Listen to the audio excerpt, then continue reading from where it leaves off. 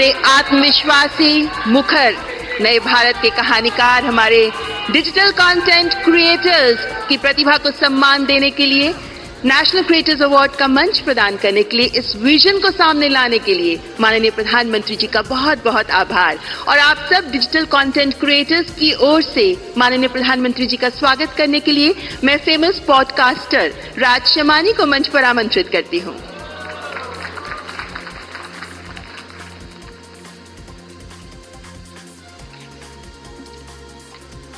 I'm honored to introduce the next person on the stage who needs no introduction. But before I do that, I want you to thank your stars. शुक्र मनाओ guys कि ये content creator नहीं है, क्योंकि अगर ये होते तो हम सबकी दुकानें बंद हो जाती।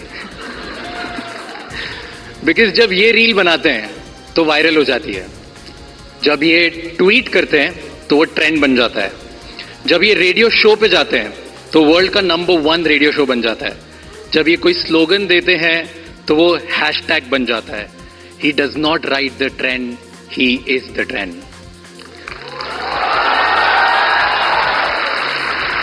Ladies and gentleman, join your hands together for the influencer of the influencers, the OG, the GOAT, who is making the Indian dream possible for millions of Indians, the creator of New Bharat, Honorable PM Narendra Modi ji.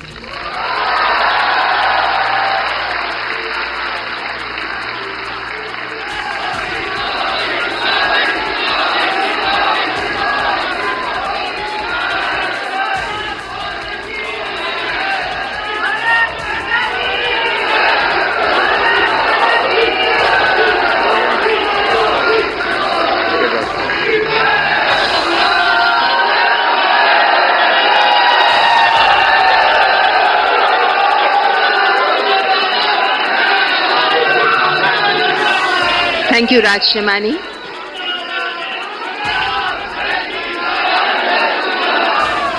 कार्यक्रम को आगे बढ़ाते हुए अब मैं इन पुरस्कारों के लिए 4 सदस्यीय जूरी में से 2 माननीय सदस्य हमारे बीच उपस्थित हैं।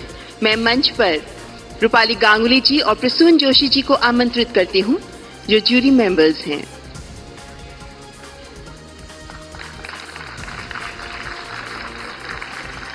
और अब अति आदरणीय प्रधानमंत्री जी के कर कमलों द्वारा पुरस्कार वितरण का शुभारंभ किया जाएगा। माननीय प्रधानमंत्री जी तथा माननीय मंत्री महोदय, आपसे अनुरोध करती हूँ कृपया पुरस्कार वितरण का शुभारंभ करने के लिए मंच पर आगे आएं। The first category, the award for the New India Champion. The award goes to Abhi and New.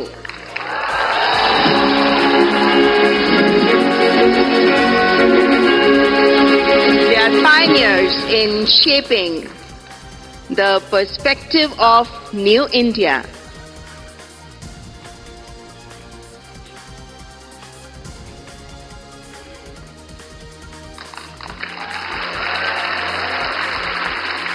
Through their insightful content and wide range of topics, they have raised awareness for New India.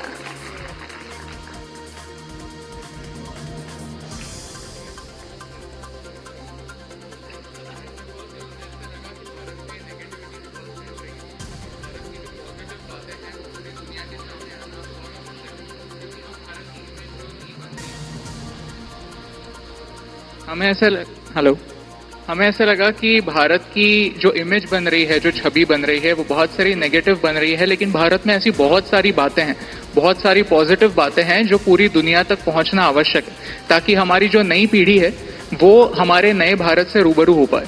तो इसीलिए हमने सोचा कि क्यों ना हमें जो दिखता है वो पूरी दुनिया के सामने लाए। इसीलिए अभी और न्यू आप दोनों से मैं पूछना चाहूंगा कि ये थोड़ा साहस का काम है। मैं भी पब्लिक मीटिंग में जाता हूं और जब आर्थिक विषय और आंकड़े बोलता हूं तो मैं देख रहा हूं कि लोगों को नींद आना शुरू हो जाती है। कुछ हल्की फुल्की बातें करते हैं तो मजा। मीडिया वाले भी रिपोर्ट में सीरियस नेचर की बात करूंगा तो कभी नहीं करते, वो हंसी मजाक की कोई बात होगी तो बढ़िया रिपोर्ट करते हैं। आपको नहीं लगा कि आपका विषय इतना ड्राई है, कैसे लोग इंटरेस्ट लेंगे? नहीं, जैसे आप एनर्जी के साथ बात करते हैं, वैसे अगर हम भी एनर्जी के साथ आपकी 1% एनर्जी से अगर हम बात कर पाए तो फिर हम उस मैसेज को थैंक यू दोस्त, बहुत शुभकामनाएं, बहुत सेवा करते रहिए। आपने फील्ड चैलेंजिंग चुना है, लेकिन देश के लिए बहुत जरूरी है। मेरी तरफ से बहुत बधाई। And the Best Storyteller Award. The award goes to Geetika Govindasamy, known as Keerti History. She educates about the real history with unique perspective, gaining popularity for her engaging approach to Indian history. ओहो बाबा, पैर नहीं छू।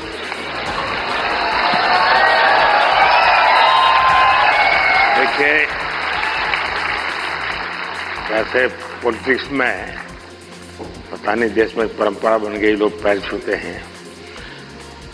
कला जगत में पैर छूना उसका भाव अलग है, लेकिन मैं बहुत डिस्टर्ब हो जाता हूँ। और उसमें भी जब कोई बेटी। Thank you, sir. मैं सुनना चाहूंगा आपके विषय में कुछ। I'm sorry, मुझे हिंदी समझ कर सकती हूँ, बट बोलने के लिए थोड़ा मुश्किल है। आपको जो मर्जी पड़े बोलो। ये देश बहुत बड़ा है, किसी न किसी कोने में तो आपको सुनने वाला मिल ही जाएगा। எல்லாருக்கும் வணக்கம். I would really like to appreciate our Honorable Prime Minister for the fact that you have taken up Tamil in a lot of stages and you said like Tamil. So I must start with Vanakkam. Yeah, vanakkam. So I'm really grateful for that. I always felt like it lacks a national platform which you brought here. So I'm really grateful for that, sir. I'm so honored. I'm just shaking. I don't know what to say. Thank you so much. नहीं, आपको अनुभव क्या आ रहा है जब आप, क्योंकि इतिहास से कुछ घटनाएं उठाती है और बड़ा, अब तो जहां से ये काम कर रही है थोड़ा तकलीफ वाला इलाका है, तो क्या फील करती है आप?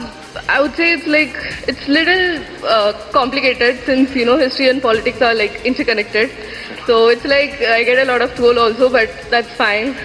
It's just share with the facts and all. Teenager का जो ग्रुप है, हाँ. जो सबसे ज्यादा अपना समय यहाँ बिताता है, मतलब आप लोगों के लिए वो समय इकट्ठा करता है, उनको कौन सी चीजें ज्यादा अपीलिंग लगती है? They actually in my audience I have a lot of teenagers and they really watch things. इन सब के वो सारे खिलाड़ी टीनेजर्स ही है। That's true. So they really like things about the stories which talks the greatness of India. So that kind of stories they really like a lot. उनको अच्छा लगता है। Yeah. चलिए, People really feel proud of it. बहुत सेवा कर रहे हैं आप देश की। Thank you. Thank you, Thank you so all the best. So big applause for Geetika Govindasamy.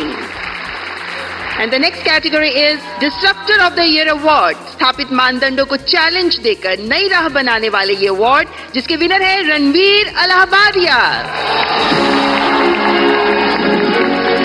We know him as Beer Bicep. He focuses on fitness, spirituality and lifestyle through his The Ranveer Show. बधाई हो।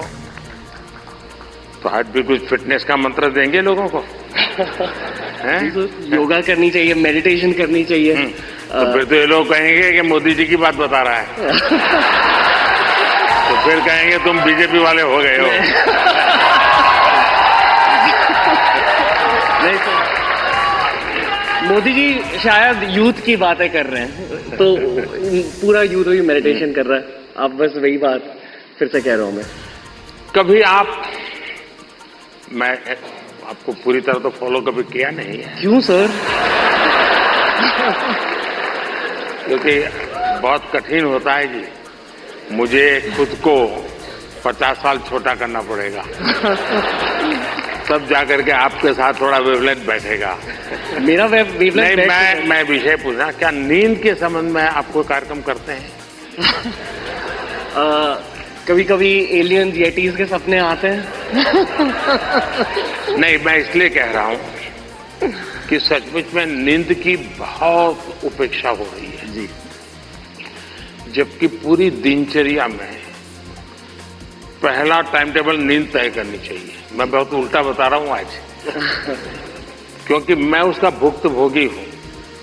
मैं नींद के संबंध में बहुत ही indiscipline हूं।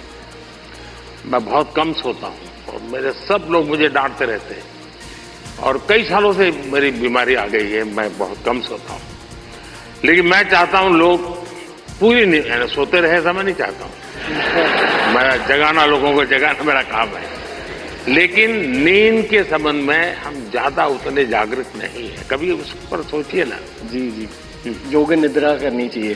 योग निद्रा अलग है जी, वहां मत ले जाइए।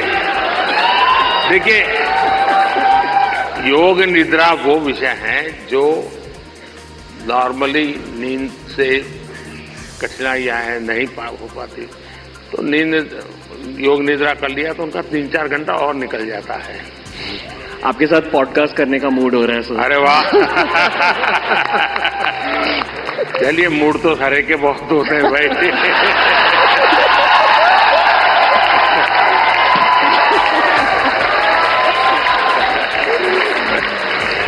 All the best.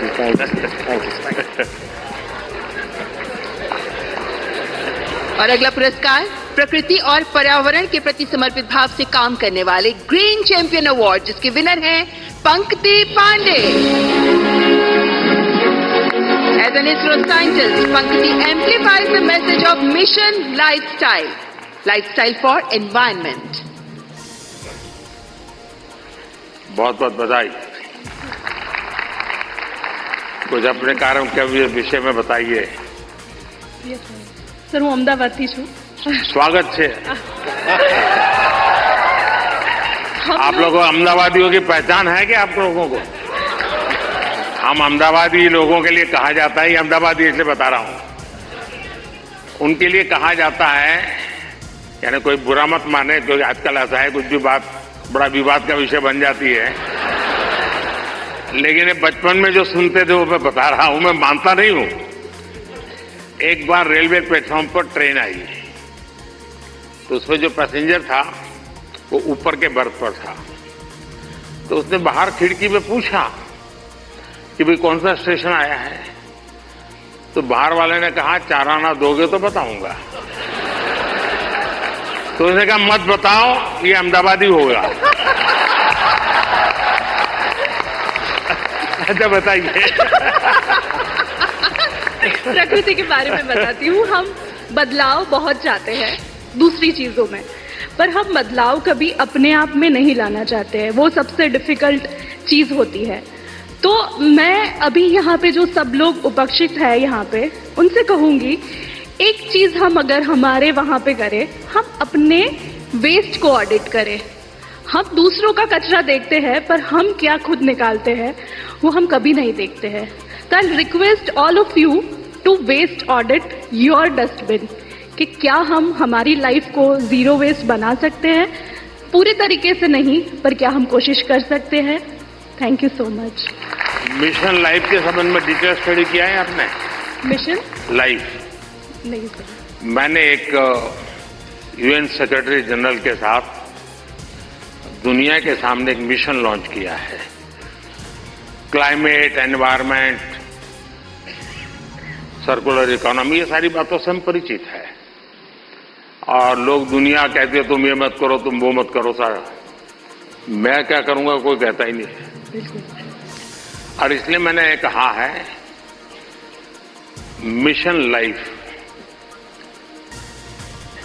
और मिशन लाइफ के पीछे मेरा इंटरेस्ट यही है कि आपकी लाइफस्टाइल ही एनवायरमेंट फ्रेंडली होनी चाहिए। हम क्या करते हैं, एसी कार में बैठ करके जिम जाएंगे, जिम में बिजली जला करके पसीना निकालेंगे, फिर एसी कार में बैठ करके घर वापस आएंगे और फिर 5 स्टार होटल में जाकर के एनवायरमेंट पर भाषण देंगे।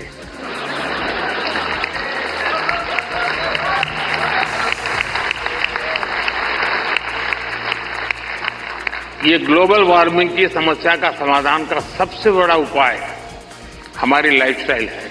आपका यही मिशन है ना? यस सर, बिल्कुल। बहुत अच्छा ये काम कर रहे बदलाव हो। हमसे है, बिल्कुल। और अहमदाबादी है तो वेस्ट का बेस्ट कैसे बनाना, इसमें एक्सपर्टाइज होती है। ये अहमदाबादी लोग एक भी चीज फालतू छोड़ते ही नहीं है। धन्यवाद जी। माइक दे दीजिए क्योंकि वो काम आएगा।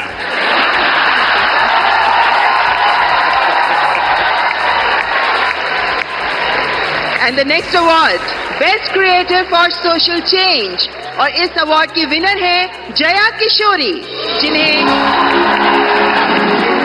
आधुनिक दौर की मीरा कहा जाता है। One of the youngest spiritual orators, she shares stories and teachings from Bhagavad Gita and Ramayana in insightful manner. बहुत बहुत बधाई आपको। चलिए, आपने लोगों को आध्यात्मिक दुनिया की तरफ बड़ी आधुनिक तरीके से रुचि फैलाई है। बहुत बहुत धन्यवाद। बताइए कुछ। जी, मैं कथाकार हूँ, श्रीमद् भागवतम करती हूँ और गीता जी के ऊपर बातें करती हूँ, क्योंकि मेरा बचपन इन्हीं चीज़ों से गुजरा है और जो बदलाव मुझ में आया है, चाहे शांति, सुकून, खुशी, हर चीज़ को लेकर। और सबसे बड़ी बात, क्योंकि हमारी सोच है कि भगवान से जुड़ना तो बुढ़ापे का काम है, और मुझे लगता है सबसे गलत सोच है, क्योंकि सबसे ज़्यादा अध्यात्म की ज़रूरत युवाओं को है। और अगर मैं मटेरियलिस्टिक लाइफ के साथ साथ आध्यात्मिक जीवन जी सकती हूँ तो मुझे लगता है हर युवा जी सकता है। लोगों को डर लगता है कि अध्यात्म मतलब झोला लेके चले जाना। हाँ जी। तो आप उसको रास्ता पर बताइए ऐसा ना। बिल्कुल नहीं है, क्योंकि सबसे बड़ा आध्यात्मिक ज्ञान है श्रीमद् भगवद गीता, और वो एक ऐसे व्यक्ति को सुनाई जा रही है, अर्जुन, जो आगे जाके राजा बनने वाले हैं, और राजा से ज्यादा ऐश्वर्य किसी के पास नहीं होता। और गीता में भगवान ने एक बार भी, श्री कृष्ण ने नहीं कहा कि राज्य छोड़ दो, बस कहा अपना धर्म पूरा करो जहां भी हो। बहुत बहुत धन्यवाद। And now the most impactful Agri Creator Award. This award goes to Laksh Dabas. I invite his brother Viral Dabas to receive the award on his behalf.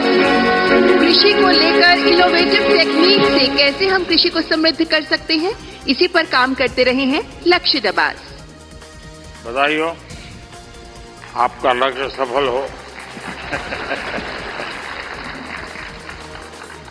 बहुत बहुत शुक्रिया इस मंच से बुलाने के लिए पदंत साहब। मैं विडाल डबास, हम जैविक किसान हैं। देश की जरूरत जरूर थी 1970s में कि एक ग्रीन रेवोल्यूशन आया गया, लेकिन उसके बाद देश बढ़ा और आज देश की जरूरत जैविक खेती की है, जिसमें कोई रसायन, कोई पेस्टिसाइड हमारे खाने में जो जहर हम डालते हैं वो ना डाला जाए। इसी संदर्भ में हमने 30,000 से ज्यादा किसानों को अपने खेत में बुला के, हम जटखोड़ खेत से बिलोंग करते हैं जो दिल्ली सोनीपत बॉर्डर पे है, बुला के कैसे जैविक खेती की जाती है, किस तरह कीटों से बचाया जाता है, उस संदर्भ में उनको सिखाया है। अगर हम सरसों का तेल निकालते हैं तो एक्सपेलर यूनिट नहीं, जो प्राचीन समय में कच्ची घानी का तेल हुआ करता था। अगर हम गाय पाल रहे हैं, जर्सी एचएफ नहीं, जो हमारी देसी गाय है, गिर है, सहवाल है, थारपारकर है, राठी है, क्यों उसको भी हमें ज्यादा सेवा करनी चाहिए? उसके दूध में और उसका जो घी बनता है, क्या उसमें ज्यादा प्रोटीन कंटेंट होता है और हमारे शरीर के लिए क्यों वो ज्यादा जरूरी है? इसी संदर्भ में हमारा उद्देश्य रहता है। और देखिए, लक्ष्य आप पता चलेगा कि ऐसे नौजवान, जबकि दुनिया कुछ अलग सोचती है, ये अलग सोच रहा है।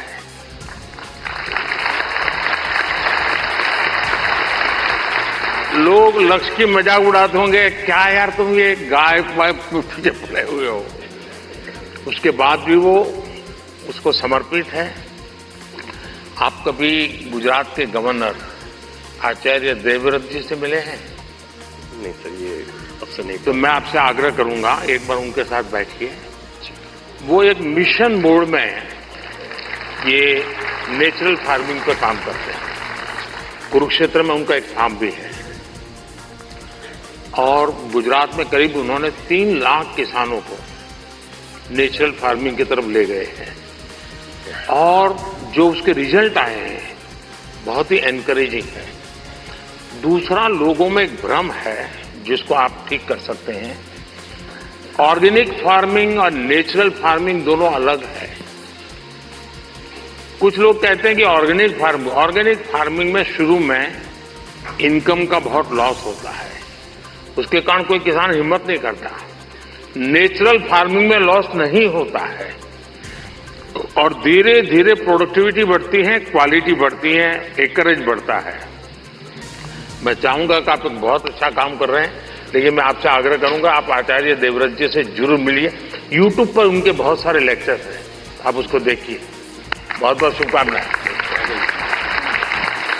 And now the cultural ambassador of the year award, और इस अवार्ड की विनर हैं जानी मानी गायिका मैथिली ठाकुर। आपके ओरिजिनल सॉन्ग्स होते हैं और आप पारंपरिक लोकगीत के माध्यम से विभिन्न भाषाओं में, विभिन्न भारतीय भाषाओं में गाती हैं और हमारे देश की समृद्ध संस्कृति को सामने प्रस्तुत करती हैं। मैथिली ठाकुर। मैथिली नमस्ते। नमस्ते। तो आज कुछ सुनाई दो और हो तो क्या, क्योंकि लोग मेरा सुन सुन के थक जाते हैं। बिल्कुल सर। अच्छा, थक जाते हैं ना? नहीं नहीं नहीं नहीं नहीं नहीं मतलब बिल्कुल मैं आपको सुनाती हूँ। और सबसे पहले सभी लोगों को महाशिवरात्रि की ढेर सारी शुभकामनाएं। और तो शिव जी का ही भजन कर लो आज। जी जी जरूर।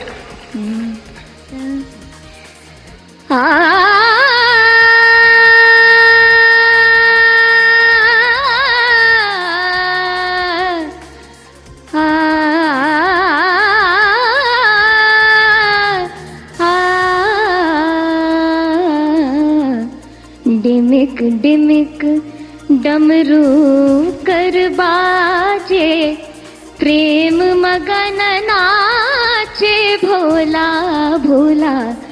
डिमिक डिमिक डमरू कर बाजे, प्रेम मगन नाचे भोला।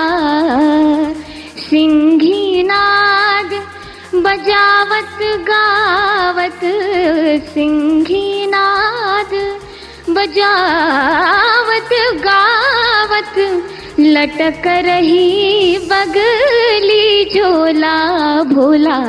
डिमिक डिमिक डमरू कर बाजे, प्रेम मगन नाचे भोला। बहुत बहुत बधाई मैथिली जी आपको। आपने देखा होगा कि मैंने मन की बात में एक बार एक जर्मन बच्ची का उल्लेख किया था। वो जन्म से उसको आंखें नहीं है, हिंदुस्तान देखा नहीं है, और मैं हैरान हूं कि भारत के, दक्षिण भारत की भाषाओं के गीत इतना तेजी से ग्रास करती है। और भी पिछले दिनों यहाँ आई थी तो मेरा मिलना हुआ, तो उसने तमिल में मुझे शिव भजन सुनाया। और संगीत की क्या ताकत होती है, कोई भाषा उसको मालूम नहीं है जर्मनी के सिवाय, लेकिन अद्भुत प्रभाव पैदा करती है। आपको भी वो परमात्मा ने कृपा दी है, आपने साधना भी की है। मेरी तरफ से बहुत बहुत शुभकामनाएं। बहुत बहुत शुक्रिया। क्या मैं आपके साथ तस्वीर लेनी है? कैसे? अच्छा, सेल्फी के बिना नहीं चलता। आज आपसे मिलकर मुझे बहुत खुशी हुई। बहुत बहुत शुक्रिया। And now the best international creator. इस अवार्ड में 3 लोगों के नाम हैं, किली Paul from Tanzania and Cassandra May Spitman, the German singer. And we have one more award winner in this Best International Creator category, and he is Geo Hicks. He's an American with Hindi and Bhojpuri skills, and he's gained fame for fluent Hindi and Bihari accent. तो आप हिंदी भी बोलते हैं, बिहारी भी बोलते हैं। यहाँ लोग आपकी बिहारी सुनना चाहेंगे। मैं इतना नर्वस फील कर रहा हूँ कि लगता है भोजपुरी, हिंदी, इंग्लिश सब भूल गया मैं, बट कोशिश करूंगा। जो भी बोल सकते बोल लीजिए। नहीं, मैं बहुत खुश हूँ, धन्यवाद अवार्ड के लिए। और मैं बस लोगों को खुश करना चाहता हूँ और भारत का नाम रोशन करना चाहता हूँ। अगर इसमें मैं सक्सेसफुल हूँ तो मैं खुश हूँ। ये टैलेंट कैसे आपको, कैसे इस तरफ रुचि बनी और कैसे आपकी जिंदगी यात्रा शुरू हुई? मेरा पापा एक्चुअली BHU बनारस में यूनिवर्सिटी में पढ़ाई किया था, तो मैंने बचपन में कुछ टाइम वहीं पे बनारस में स्पेंड किया। और फिर पटना में वो एक्चुअली मिथिला पेंटिंग्स का भी बिजनेस में था कुछ टाइम के लिए। हाँ, तो फिर उसके बाद बचपन के बाद मैं वापस US गया बट यूएस में मन नहीं लगा, मेरे को लगा मुझको जल्दी घर वापस आना है, तो मैं आ गया। चलिए, आपको बहुत बहुत शुभकामना। आपका एक वाक्य भी इस देश के नौजवानों के लिए बहुत इंस्पायर करेगा। शुक्रिया, ऑल द बेस्ट। धन्यवाद। और हमारे देश के टूरिज्म पोटेंशियल को सामने लाने वाले बेस्ट ट्रैवल क्रिएटर अवार्ड के विनर हैं Kamiya Jani, the founder of Curly Tale. हमारे देश के कई ऐसे पहलुओं को सामने रखा है जो अभी तक अनएक्सप्लोर्ड रहे हैं। So the beauty of India has been showcased by her in her videos. That's Kamya Jani. बहुत बहुत बधाई। Thank you so much. Thank you. Thank you. Kamiya जी बताइए। मुझे घूमने का बहुत शौक है और मुझे लगता है कि जब हम ऑफिस से थके आ रहे आते हैं या वीक भर पूरा काम करते हैं, वीकेंड्स में हमें एंजॉय करना चाहिए। जो इतनी ब्यूटीफुल नेचुरल ब्यूटी हिंदुस्तान में है वो एंजॉय करनी चाहिए। और मुझे लगता है भारत सबसे ज्यादा खूबसूरत देश है और यही ऑब्जेक्टिव है कि ग्लोबल मैप पर भारत नंबर 1 पर हो बस। और फिलहाल कंफ्यूज हूँ, लक्षद्वीप जाऊं या द्वारका? द्वारका आपको काफी नीचे जाना पड़ेगा। लेकिन वो मेरा अनुभव बहुत ही अद्भुत था।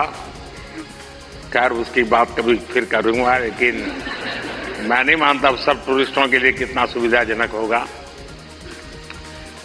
लेकिन अब जैसे मैं आदि कैलाश गया था, आदि कैलाश हमारा काफी ऊंचे टॉप पर है,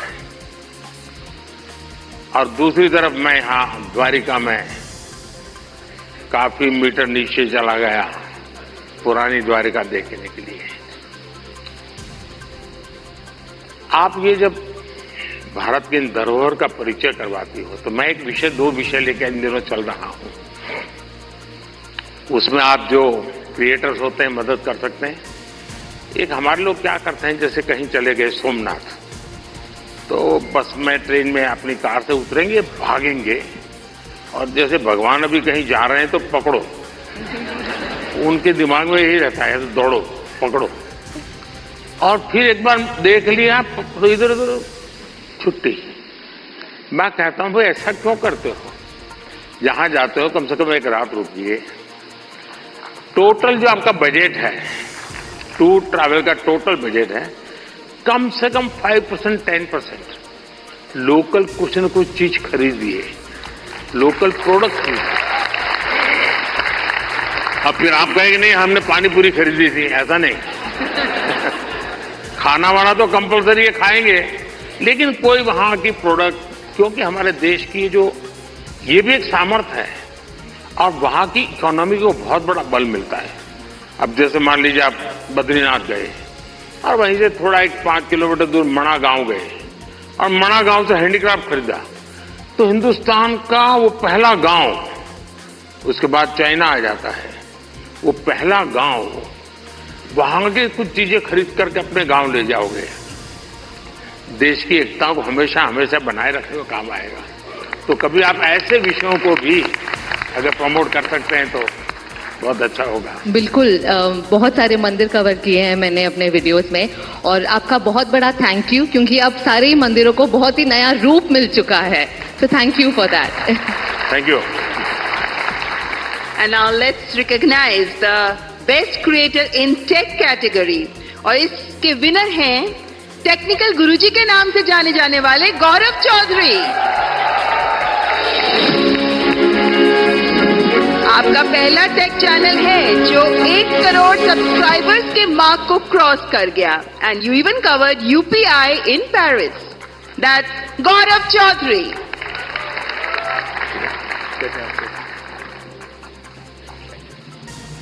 चलिए भाई, आज की दुनिया का इंसान है, कुछ बताएगा हमें। तो चलिए शुरू करें। सर, मैंने 2015 अक्टूबर में अपना चैनल शुरू किया था और उसका एक बहुत बड़ा कारण है डिजिटल इंडिया, जो जुलाई के महीने में शुरू हुआ था। उससे 1 साल पहले जब आपने make in India program start किया तो हमने देखा कि कैसे टेक्नोलॉजी के फील्ड में स्पेशली इंडिया, जो हमेशा से हम जानते हैं कि हम सभी का जो टैलेंट है वो तो बहुत अच्छा है ही, लेकिन जैसे मैंने देखा कि हमारे देश में जब मैन्युफैक्चरिंग स्टार्ट हुई, जो बाहर की कंपनियां भी इंडिया में आ रही हैं, तो उससे मुझे लगा कि क्यों ना मैं अगर अपना थोड़ा नॉलेज शेयर कर पाऊं, तो बस वही स्टार्ट किया है। आपने ध्यान में आया होगा, एक विषय को लेकर के मैं भारत काफी कुछ कर रहा है और दुनिया को भी मैं कहता रहता हूं। सभी दुनिया के बड़े बड़े नेताओं से इस विषय में मेरी जरूर चर्चा होती है और भारत का जो डिजिटल इंडिया का सक्सेस है, ये तो गौरव बराबर अच्छे तरह जानते हैं क्योंकि उसी फील्ड में काम करते हैं। लेकिन मेरा एक आग्रह रहता है कि उज्जवल भविष्य के लिए हमें टेक्नोलॉजी को डेमोक्रेटाइज करना चाहिए। हमारा यूपीआई ये इसका बहुत बड़ा सिंबल है। ये कुछ लोगों की बपोती नहीं है, ये सबकी मालिकी है और दुनिया तभी आगे बढ़ेगी। कोई उसका एक बड़ा कंपनी का मालिक बन गया और दुनिया बांट रहा है, ऐसा नहीं। हम उसको डेमोक्रेटाइज करते हैं और मैं मानता हूं जितना ये पहलू आपके माध्यम से पहुंचेगा कि टेक्नोलॉजी को डेमोक्रेटाइज करने की क्यों जरूरत है, दुनिया के उज्जवल भविष्य के लिए थोड़ा सीरियस विषय लगेगा। लेकिन मैं गौरव जैसे दोस्तों से चाहूंगा कि आप इसको जरा बल दीजिए। सर, मुझे ऐसा लगता है कि टेक्नोलॉजी जो है वो हम सभी को एक ताकत देती है आज की दुनिया में। मैं अभी पेरिस में गया था पिछले हफ्ते और मैंने जब वहां की टिकट यूपीआई से खरीदी तो बहुत खुशी हुई और मुझे लगता है कि इंडिया के पास में वो सारे सॉल्यूशंस हैं जो पूरी दुनिया के देश जो है अपनी जगहों पे इम्प्लीमेंट कर सकते हैं। तो जरूर से कोशिश रहेगी। बहुत बहुत बधाई। Thank you. और माननीय प्रधानमंत्री जी के स्वच्छ भारत अभियान से प्रेरणा लेकर जिन लोगों ने डिजिटल कंटेंट क्रिएट किया, उनमें से चुने गए स्वच्छता एम्बेसडर हैं मल्हार कलाम्बे, अ नोटेड एनवायरमेंटलिस्ट जो 2017 से प्रति सप्ताह स्वच्छता अभियान चलाते रहे हैं, स्वच्छता और सतत विकास को लेकर जागरूकता भी फैलाते रहे हैं। दैट्स मल्हार कलाम्बे। मल्हार, ये जो लोग क्रिएटर्स हैं ना, उसमें कुछ लोग वो भी हैं जो क्या खाना चाहिए वो भी कहते हैं।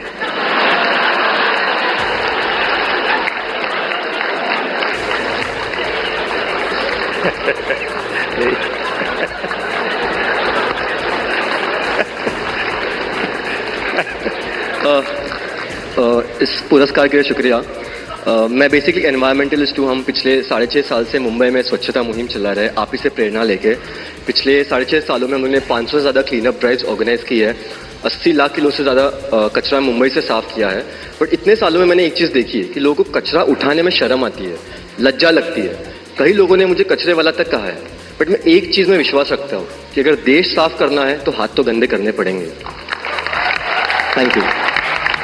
बहुत बहुत शुभकामनाएं। और आपने युवकों को बड़ी प्रेरणा दी है और अच्छी अच्छी सेलिब्रिटीज उनके साथ जुड़ती हैं, काफी मेहनत करते हैं और नियमित रूप से करते हैं, ऐसा नहीं टोकनिज्म करते हैं। और उन्होंने एक वातावरण बनाया है। मैं आपको बहुत बधाई देता हूं, लेकिन फिर भी मैं चाहूंगा थोड़ा। बट सर, मैं एक चीज कहना चाहूंगा, अपने अंकित भैया के साथ लास्ट ईयर स्वच्छ भारत दिन के दिन क्लीन अप किया था। ये मेरी भी एक इच्छा है कि कभी आपके साथ क्लीन अप कर पाऊं। वाह, थैंक यू। Thank you. जरूर जरूर मौका मिलेगा।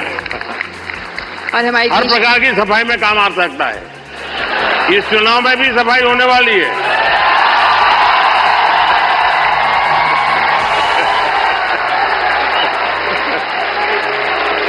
और हमारे देश की समृद्ध फैशन परंपराओं को आगे बढ़ाने के लिए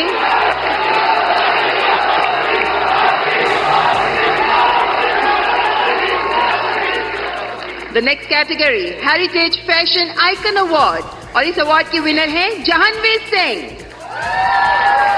आप पूरी तरह भारत के पारंपरिक फैशन को आगे बढ़ा रही हैं, जिनमें भारतीय साड़ियां भी मौजूद हैं। Spirituality, Bhagavad Gita, heritage fashion पर आप काम करती रही हैं। दैट्स जहानवीर सिंह। नो बाबा, पैर मत छूइए। बहुत बहुत बधाई आपको। और दुनिया में भारत की चीज, क्योंकि टेक्सटाइल मार्केट फैशन के साथ ही जा सकता है, वो अकेला नहीं जाता है आजकल, क्योंकि रेडीमेड ब्रांड का जमाना है। और आप बड़ी मदद कर रही है, कुछ सुनाइए लोगों को। बहुत बहुत धन्यवाद। मेरा नाम जानवी है और सबसे पहले बहुत धन्यवाद इस पुरस्कार के लिए।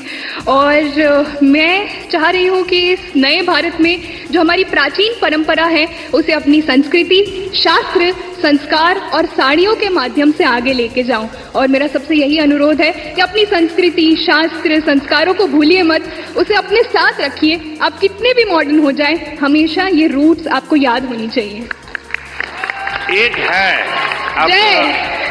अब दुनिया में रेडीमेड का जमाना है जी। और मैं मानता हूं कि हमने इस प्रकार किसी को अगर गाइड कर सकते हैं, आप जैसे लोग गाइड कर सकते हैं। जैसे अब साफा कोई मानता नहीं, रेडीमेड आता है पहन लेता है, फोटो वोटो निकल जाती है। धोती मानता नहीं कोई, रेडीमेड आता है पहन लेता है। भारतीय जो वेश है उसमें भी साड़ी कठिन काम है पहनना। अगर उस आ रहा है थोड़ा बहुत, लेकिन मैं समझता हूं वो जितना ज्यादा प्रमोट होगा, दुनिया में बहुत बड़ा मार्केट बनने वाला है।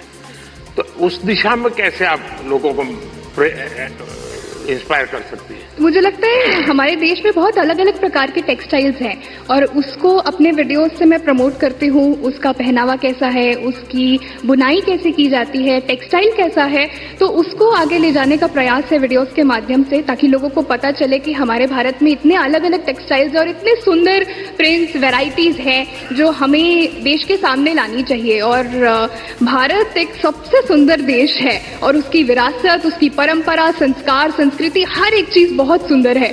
तो मेरा यही प्रयास है कि मैं उसको आगे लेके जाऊं। देखिए, भारत फैशन की दुनिया में लीडर रहा है।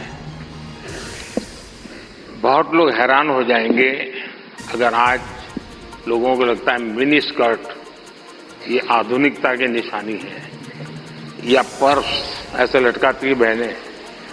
आप अगर कोणार्क जाएंगे, सैकड़ों साल पुराने मंदिर का जो मूर्तियां बनी हैं, उसमें आपको एक मूर्ति वो भी दिखेगी जिसमें मिनी स्कर्ट पहना है बेटी ने और हाथ में पर्स है, ऐसे लटक रही है।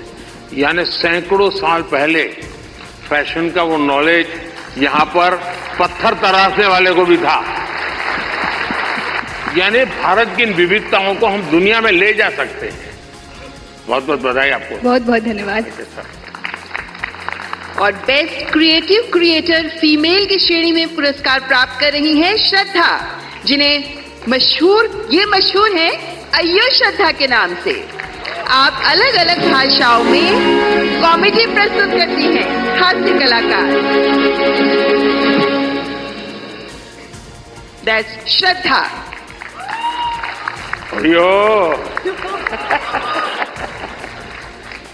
श्रद्धा से मेरा दोबारा मिलने का मौका मिला है। बहुत बहुत बधाई। बहुत बहुत धन्यवाद। बहुत बहुत धन्यवाद। बहुत धन्यवाद इस पुरस्कार के लिए। और ये पुरस्कार ये एक्नॉलेज करता है कि जो लोग घर में एक स्मार्टफोन के जरिए कंटेंट बनाते हैं वो भी एक स्किल है। ये एक्नॉलेज करता है ये पुरस्कार। इसका बहुत बहुत बहुत धन्यवाद। देश में अक्सर सामाजिक, राजनीतिक, औद्योगिक वजहों से परिस्थिति काफ़ी गंभीर हो जाती है। मेरी कोशिश ये रहती है कि इसमें अगर एक ह्यूमरस पॉइंट ऑफ व्यू या हास्य रस मिलाया जाए तो एक पॉजिटिविटी फैलाई जा सके। जो भी परिस्थिति हो, आई थिंक हमारे देश के लोग इतने प्यारे हैं कि परिस्थिति कितनी भी गंभीर हो, हम हर चीज़ में मुस्कुराने की वजह ढूंढ लेते हैं। और मैं अपने कंटेंट से ये वजह दर्शाने की कोशिश करती हूँ। बहुत बहुत धन्यवाद। बहुत धन्यवाद। देखिए, बाजार से सब्जी कितनी बढ़िया क्यों ना लाए, उसमें जब तक तड़का नहीं लगता है ना, टेस्ट नहीं आता है। तो ये हास्य की चीजें जो है वो तड़का का काम करती है जिंदगी में। और आज आपकी स्पॉन्टेनिटी ने सबको फ्लोर कर दिया है। Thank you. Thank you so much. Thank you. Thank you. Thank you. And now let's recognize the best creative creator male, RJ Raunak, जो अपने प्रैंक के लिए जाने जाते हैं, अपने ह्यूमर, अपनी आवाज के लिए जाने जाते हैं और अलग अलग टॉपिक्स पर बेहतरीन डिजिटल कंटेंट तैयार करने वाले आरजे रौनक। क्या आरजे, कैसे हो भैया? रौनक ने ही आरजे नाम पॉपुलर कर दिया। सर मुझे लगता है कि आपने भी रेडियो को पॉपुलर कर दिया, तो उसके लिए बहुत बहुत धन्यवाद। और अक्सर जब मैं रेडियो में प्रोग्राम करता हूं और लोगों से रेडियो के बारे में बात करता हूं, और मुझे अच्छे से याद है जब मन की बात प्रोग्राम शुरू होने वाला था, तब हमने यही कहा था कि हमारी इंडस्ट्री में और एक व्यक्ति आ रहे हैं। हमने इतने सालों से काम किया, लेकिन शायद वो फर्स्ट डे से ही सारे रिकॉर्ड्स तोड़ देंगे, तो उसके लिए बहुत बहुत धन्यवाद। बहुत बहुत बधाई आपको। Thank you Modi ji. और सारी रेडियो फ्रेटर्निटी की तरफ से मैं आपको धन्यवाद कहूंगा, क्योंकि शायद यहाँ पर रेडियो का मैं इकलौता हूँ आपके अलावा जिसको ये अवार्ड मिल रहा है। सो बहुत लोग होंगे जो भी दुनिया में होंगे, और मैं पक्का मानता हूँ कुछ लोग तो अपने गीत खुद ही रिकॉर्ड करते होंगे, फिर खुद सुनते होंगे, और घर में अगर माँ गुस्सा करती हो तो सुनाते होंगे। बिल्कुल। सबकी तरफ से मैंने सोचा था पहले कि कभी मैं ऑनरेबल प्राइम मिनिस्टर से मिलूंगा तो मैं उनसे बउआ के स्टाइल में वही कहूंगा जो मैंने बहुत सारे हजारों लोगों को कहा है, सो नमस्ते सर, मैं बउआ बोल रहा हूँ। बहुत बहुत धन्यवाद। थैंक यू भैया। And now moving on to the best creator in food category, and the award goes to Kavita's Kitchen. एक हाउसवाइफ जो बन गई digital entrepreneur. She has played a vital role in celebrating the rich culinary heritage of India.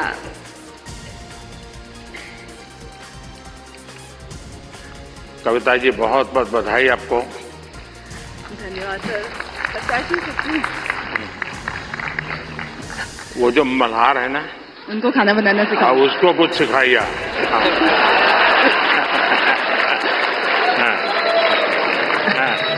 Sir धन्यवाद इस पुरस्कार के लिए। और मैं खाना बनाना सिखाती हूँ लोगों को, और मैं चाहती हूँ कि घर के मतलब जो फैमिली मेंबर है वो घर के हर मेंबर को खाना बनाना सिखाए, क्योंकि कोविड के टाइम पे हमें पता चल गया कि खाना बनाना कितना ज़रूरी है सीखना। तो पढ़ाई के साथ साथ इसको भी हम अपनी लाइफ स्किल में ऐड करें तो ज़्यादा अच्छा होगा। और साथ में मैं चाहती हूँ कि जैसे स्कूल वगैरह में हम बच्चों को बाकी चीज़ें पढ़ाते हैं, तो उसके साथ अगर हम एग्रीकल्चर भी सिखाएं तो बच्चों को ये पता चलेगा कि एक अनाज उगाने में कितना मेहनत होता है। तो शायद उसकी वजह से फूड वेस्टेज कम होगा, और खाना बनाने में कितनी मेहनत होती है तो उसकी वजह से भी वेस्टेज को हम रोक सकते हैं। तो ये मेरी सोच है, मैं चाहती हूँ कि ऐसा अगर हो तो फ्यूचर में अच्छा होगा।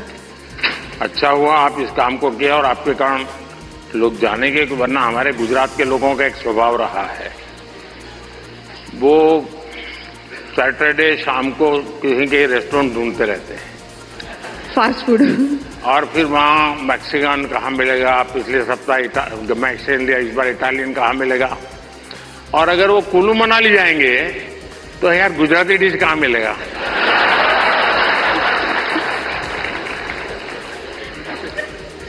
खैर, लेकिन आपने देखा होगा कि हमने 2023 को इंटरनेशनल मिलेट ईयर के रूप में दुनिया में पॉपुलर किया। हमारे यहाँ परंपरागत रूप से मिलेट खाया जाता था, लेकिन आज हमारे डाइनिंग टेबल पर से वो खो चुका था, फिर से आ रहा है। उसके लिए क्या कर सकते हैं? और दूसरा, खाने में बनाने के तरीके, दिखने का तरीका, लेकिन उसके साथ साथ अब न्यूट्रिशनल वैल्यूज की अवेयरनेस, उसमें आप क्या कर रही हैं?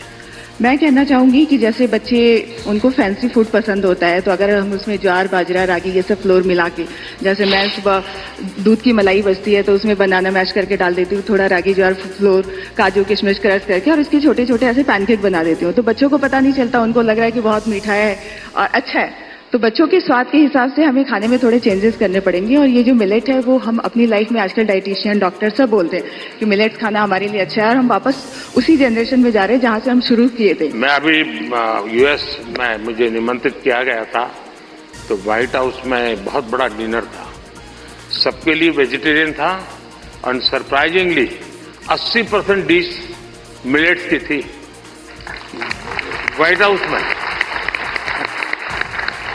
तो मिलेट हम सबको अपने फूड में इंक्लूड करना चाहिए। और ये आपकी बात सही है कि बच्चों को उसमें रुचि बननी चाहिए। मैं याद है, खैर मैं बच्चा नहीं था तब, मैं ताइवान गया था बहुत साल पहले, तब मैं मुख्यमंत्री भी नहीं था, और मेरा कोई 10 दिन का वहाँ कार्यक्रम, वहाँ की सरकार ने मुझे बुलाया था।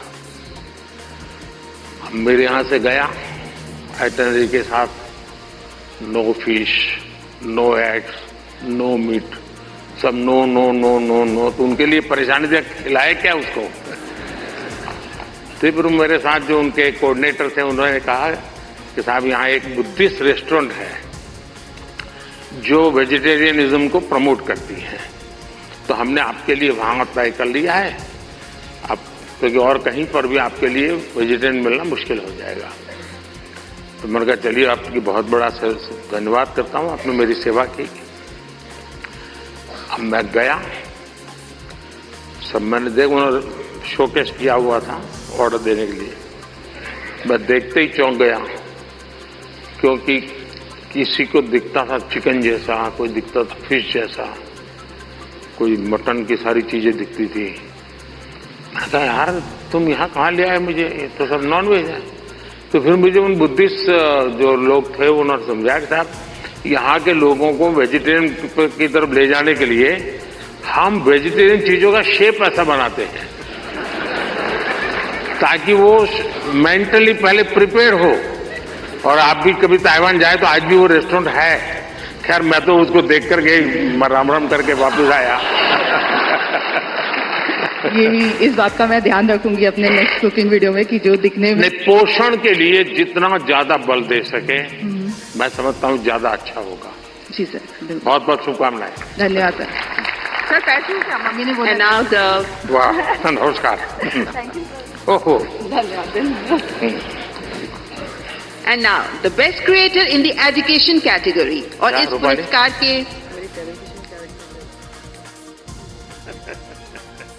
इस पुरस्कार के विजेता हैं टेक प्लस गैजेट्स के लिए जाने जाने वाले नमन देशमुख।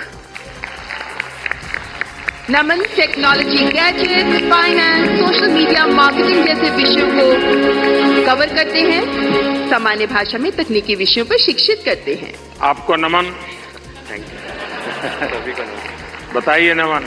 पहली बात तो प्रधानमंत्री जी थैंक यू सो मच इस पुरस्कार के लिए।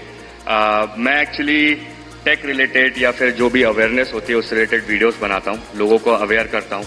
जिस तरीके से इंडिया में टेक्नोलॉजी या फिर बाकी की चीज़ें बढ़ रही हैं उस तरीके से बहुत सारे स्कैम्स भी बढ़ते जा रहे हैं, जहाँ पे कई सारे ऐसे भी लोग हैं जो शायद अपना बैंक अकाउंट तक खाली करवा देते हैं कुछ स्कैम्स के कारण। तो उस टाइप की वीडियोस रहती है मेरी। प्लस इतनी सारी गवर्नमेंट की स्कीम्स होती हैं जो लोगों तक नहीं पहुंच पाती है, तो उसकी अवेयरनेस वगैरह पे हम लोग जो है वीडियो बनाते हैं। ये बहुत अच्छी बात है क्योंकि एक प्रकार से लोगों को जगाने का काम है। अदरवाइज लोग अच्छे से अच्छा मोबाइल खरीदने के तो शौकीन है, लेकिन सेफ्टी सिक्योरिटी के लिए क्या क्या करना चाहिए कुछ पता ही नहीं होता है। तो उसी में मेरी कोशिश रहती है और मैं ट्राई करता हूं कि जितना सिंपल मेरा कंटेंट हो उतना लोगों को समझने में आसानी होती है। तो मेरा जो हमारा एक रीज़न है टेक में आने में या फिर एजुकेशन में कि एजुकेट तो करना है लेकिन बहुत सिंपल और फन तरीके से लोगों को चीज़ें बतानी है, और शायद उस चीज़ में हम लोग आगे बढ़ते जा रहे हैं। एक सुझाव मैं देता हूं नमन, शायद इन लोगों में से कोई निकले उसको भी काम आ सकता है। भारत सरकार की तरफ से अटल टिंकरिंग लैब्स बहुत बड़ी मात्रा में स्कूलों में चलती है। भारत सरकार पैसे भी देते हैं और छोटे छोटे बच्चों के लिए है, वो 5वीं 6वीं 7वीं कक्षा की, और टेक्नोलॉजी के लिए ही है। उनका साइंटिफिक टेम्पर तैयार करने के लिए। लेकिन मैं उन दिनों इन बच्चों को जब मिलता हूं, क्या चीजें बना बना के लाते हैं, क्या सोच करके लाते हैं। कभी आप ऐसे अटल टिंकरिंग लैब में जा करके उसको अगर कभी कवर करें तो हो सकता है कि ये बहुत बड़ा हमारे बच्चों को। और दूसरा मैंने देखा चंद्रयान लैंडिंग के बाद हमारे देश में साइंटिफिक टेम्पर के प्रति बहुत बड़ी रुचि बनी है।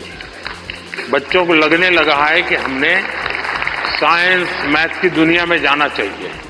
और ये आप लोग जो क्रिएट करते हैं चीजें, हमारे बच्चों को साइंटिफिक दुनिया में जाने के लिए प्रेरित करने वाली जितनी चीजें करेंगे बहुत बड़ी सेवा होगी। प्रधानमंत्री जी, मैं ये आपकी जो बात है वो ज़रूर मतलब उस चीज़ पे भी मैं वीडियो बनाने वाला हूँ फॉर श्योर। और जितनी भी चीज़ें होती है, जितना भी हम वीडियो बनाते हैं अवेयरनेस को लेके, मैं इस चीज़ को लेके बहुत ज़्यादा खुश होता हूँ कि लोग एजुकेशन के प्रति बहुत ज़्यादा आज के टाइम पे आगे बढ़ते जा रहे हैं और लोग सीखना चाह रहे हैं। तो सोशल मीडिया एक ऐसा प्लेटफॉर्म बन चुका है जहाँ पे लोग अच्छे तरीके से बहुत सारी चीज़ें सीखते हैं। तो जो आपका सजेशन है उसके लिए मैं 100% काम करने वाला हूँ। बहुत बहुत बधाई। Thank you sir. Best health and fitness creator award के विजेता हैं अंकित बयानपुरिया, एक फिटनेस इन्फ्लुएंसर जो अपने 75 हार्ट चैलेंज के लिए बहुत मशहूर हुए और आप फिटनेस के साथ साथ आध्यात्म को भी जोड़ते हैं। अंकित बयानपुरिया। कहाँ अंकित?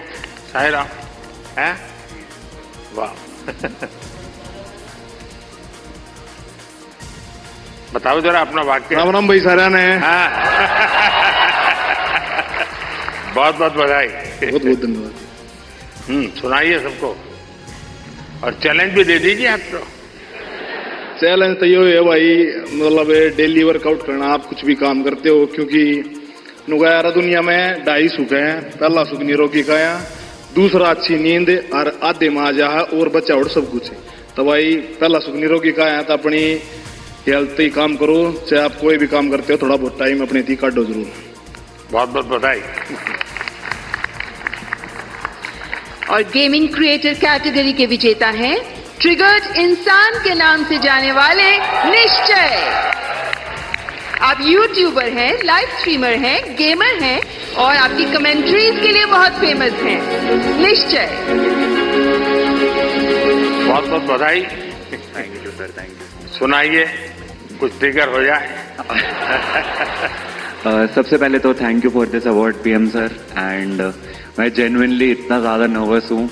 मैंने कुछ नहीं सोच रखा था, मुझे पता नहीं था कि यहाँ पे आके कुछ बोलना पड़ेगा। जब मैंने देखा सब आके कुछ बोल रहे, तब से मैं सोच रहा था, लिख रहा था फ़ोन में कि क्या बोलूँगा। एंड अभी भी नहीं पता क्या बोल रहा हूँ। बस एक चीज़ बोल रही थी कि गेमिंग कैटेगरी में ये अवार्ड दिया गया है, तो उसके लिए बस थैंक यू बोलना था सर कि गेमिंग को भी रिकॉग्निशन मतलब मिल रही है and it's a big thing. So thank you so much. बहुत बहुत शुभकामनाएं। Thank you sir. Thank you. And the next category best micro creator, और इस कैटेगरी के विनर हैं अरिदमन, जो वैदिक एस्ट्रोलॉजी और एंशिएंट इंडियन विजडम पर काम करते हैं। आप आध्यात्म पर काम करते हैं और ज्योतिष पर काम करते हैं और सबको प्रेरणा देते हैं। ओहो भैया, झुको मत। बहुत बहुत बधाई। तो आज क्या कार्यक्रम है? आज का बस यही कार्यक्रम है। नहीं, इसलिए ये सारे लाइन लगा के खड़े रह जाएंगे, क्योंकि ज्योतिष ऐसी चीज है, कोई भी हाथ दिखाता है। मैं अपना बचपन का एक अनुभव बता दूं। मैं ट्रैवलिंग करता था बहुत, और कभी आरक्षण रिजर्वेशन तो कोई सोचना ही नहीं था। भीड़ बहुत होती थी अनरिजर्व डिब्बे में। तो मैं क्या करता था, देखता था कि हाँ थोड़ा मौका है, तो मैं किसी का हाथ पकड़ के शुरू करता देखना। तुरंत लोग मेरे लिए सीट की व्यवस्था करते थे।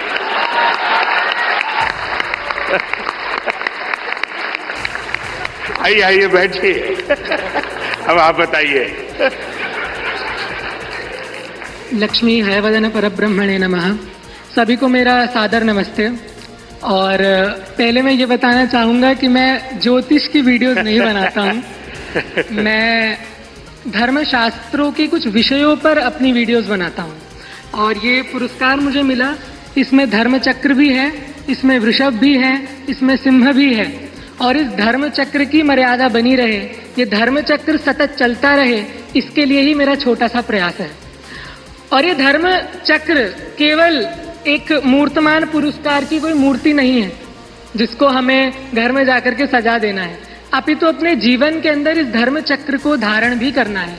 और इसके अंतर्गत कोई आध्यात्मिक कर्मकांड नहीं आते हैं, इसके अंदर कोई पूजा पाठ या विधियां नहीं आती है। आज मैंने जो वेशभूषा पहनी है, बहुत से लोग इसे देखकर सोच रहे होंगे कि मैं कोई सन्यासी हूँ, कोई बाबा हूँ, कोई तपस्वी हूँ, लेकिन मैं इनमें से कुछ नहीं हूँ। मैं एक सामान्य बालक हूँ जो अपनी 12वीं कक्षा इस समय कर रहा हूँ। लेकिन मैं बताना चाहता हूँ कि ये जो कपड़े मैंने पहने हैं, ये अध्यात्म का प्रतीक नहीं है, ये भारतीय संस्कृति का प्रतीक है जिसे हम भुला चुके हैं। प्रधानमंत्री जी ने वेशभूषा की बात करी, हस्तकला की बात करी, और मैं कहना चाहूंगा कि जो परिधान मैंने पहना है ये भारत का सबसे पुराना परिधान है, जिसको आज लगभग इधर बहुत कम लोग पहन के आए होंगे। तो मैं आशा करता हूं कि मेरे छोटे से योगदान से, यद्यपि मैं एक बहुत बड़ा क्रिएटर नहीं हूं, लेकिन मेरे छोटे से योगदान से मैं इस राष्ट्र के धर्म चक्र में एक छोटा सा सहयोग देता हूं और उसके लिए आप सभी का मैं साथ मांगता हूं। और उसके लिए मुझे यहाँ बुलाने के लिए प्रधानमंत्री जी का बहुत बहुत अभिनंदन, आप सभी लोगों का बहुत बहुत अभिनंदन। नमस्कार। आप अरी कैसे आइडेंटिफाई करते हैं और अरी का दमन कैसे करते हैं? प्रथम तो अरि अंतर्मन के शत्रुओं का ही दमन करें, और बाहरी शत्रु बहुत रूप से होते हैं, फिजिकल शत्रु भी होते हैं, अंतर्मन के शत्रु भी होते हैं, परंपराओं के शत्रु भी होते हैं, रहन सहन के शत्रु भी होते हैं। और मैं समझता हूं कि जितनी हद तक हम इन शत्रुओं का निवारण कर सके उतना ही अच्छा है, और मैं इस अपने नाम को सार्थक करने के लिए उस लक्ष्य की तरफ अग्रसर हूं।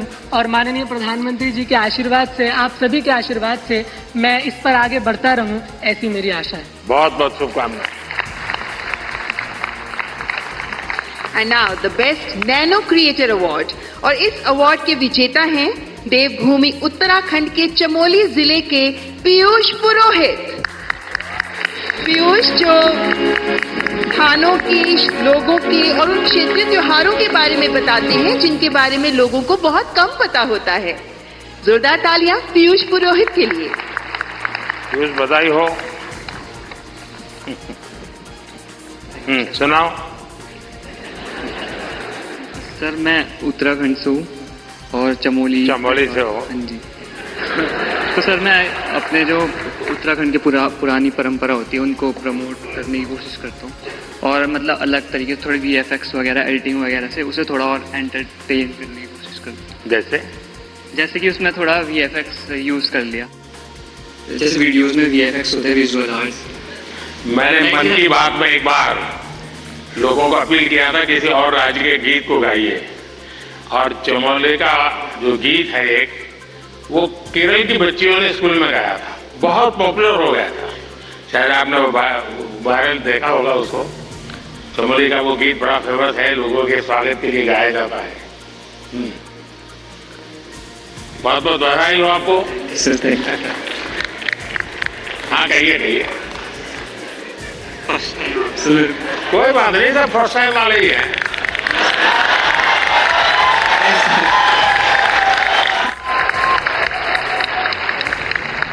Thank you sir, thank you. जय देवभूमि, जय उत्तराखंड। चलिए बहुत धन्यवाद। और नेशनल क्रिएटर्स अवार्ड्स की आखिरी श्रेणी बेस्ट सेलिब्रिटी क्रिएटर अवार्ड, और ये अवार्ड दिया जा रहा है अमन गुप्ता को। एक उद्यमी के तौर पर अपनी सफलता और अपने इनोवेटिव बिजनेस स्ट्रैटेजीज के लिए मशहूर शार्क टैंक इंडिया में भी शामिल अमन गुप्ता। अमन बहुत बहुत बधाई हो।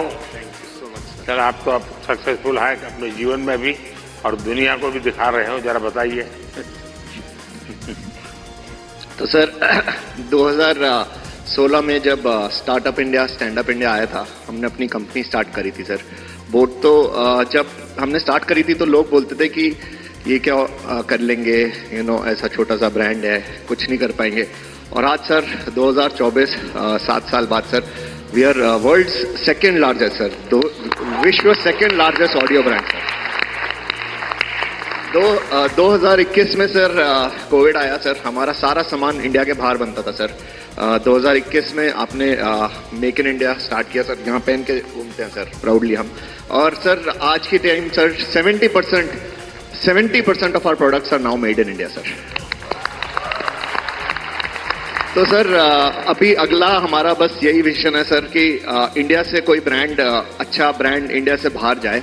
और जैसे यहाँ पे जब कोई फिरंगी प्रोडक्ट आता है और लाइन लगती है, हम चाहते फिरंगी भी हमारा प्रोडक्ट लाइन लगा के खरीदे सर। बहुत बहुत बधाई, बहुत बहुत बधाई। Thank you sir.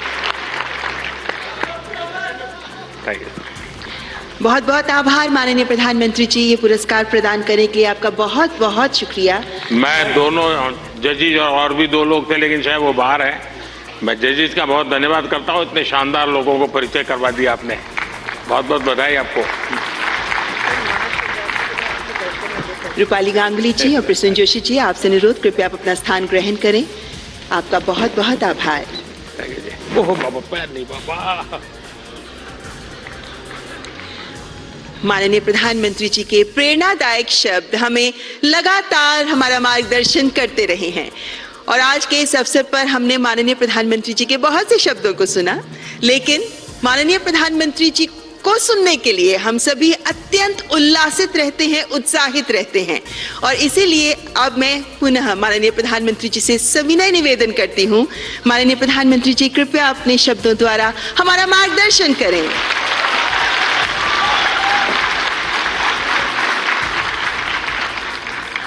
अभी भी कुछ सुनना बाकी है क्या?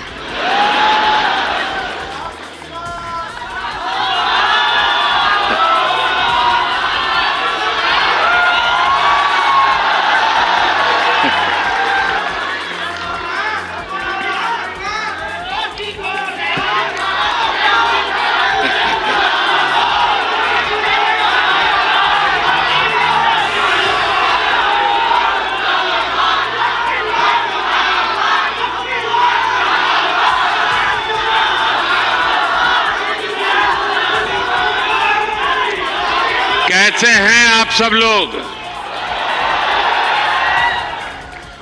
थोड़ी सी वाइब भी तो चेक हो जाए।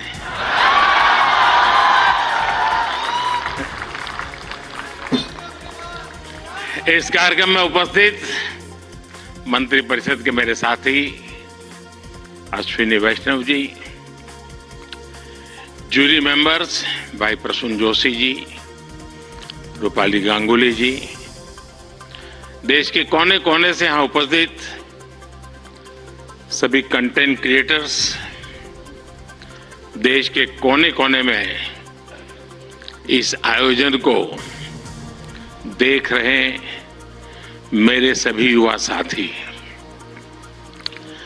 और सभी अन्य महानुभाव, आप सबका स्वागत है, आप सबका अभिनंदन है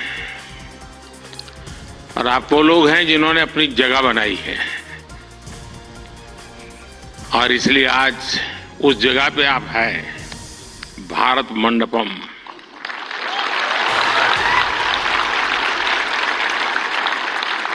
और भारत सिंबल भी क्रिएटिविटी से जुड़ा हुआ है आते ही, और यही जगह है जहां G20 से सभी मुखिया यहां इकट्ठे हुए थे और आगे की दुनिया कैसे क्रिएट करनी इसकी चर्चा कर रहे थे।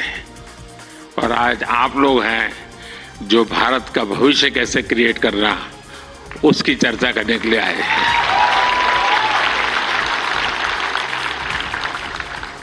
साथियों, जब समय बदलता है, टाइम चेंज होता है, जब नए युग की शुरुआत होती है तो उसके साथ कदम से कदम मिलाना ये देश का दायित्व होता है। आज भारत मंडपम में देश अपने उस दायित्व को पूरा कर रहा है। पहले नेशनल क्रिएटर अवार्ड्स यानी पहला है, ये आयोजन नए दौर को समय से पहले पहचान देने का आयोजन है।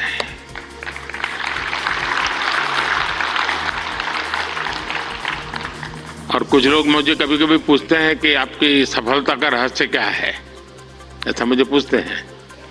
मैं हर एक को जवाब नहीं देता हूं।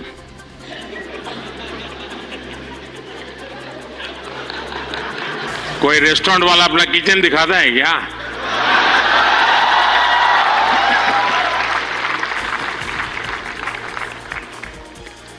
लेकिन आपको मैं बता देता हूं, ईश्वर कृपा है, मैं समय से पहले समय को भांप सकता हूं और इसलिए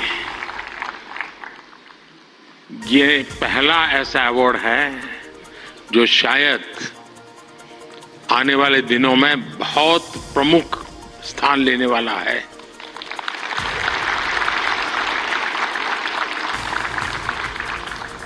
ये इस नए युग को एनर्जाइज कर रहे आप सब युवाओं को सम्मान देना, क्रिएटिविटी को सम्मान देना और समाज की रोजमर्रा की जिंदगी के प्रति जो संवेदनशीलता है उसको सम्मान करने का अवसर है। भविष्य में ये अवार्ड कंटेंट क्रिएटर्स के लिए बहुत बड़ा मोटिवेशन बनेगा। उनके काम को एक बहुत बड़ी पहचान मिलने वाली है।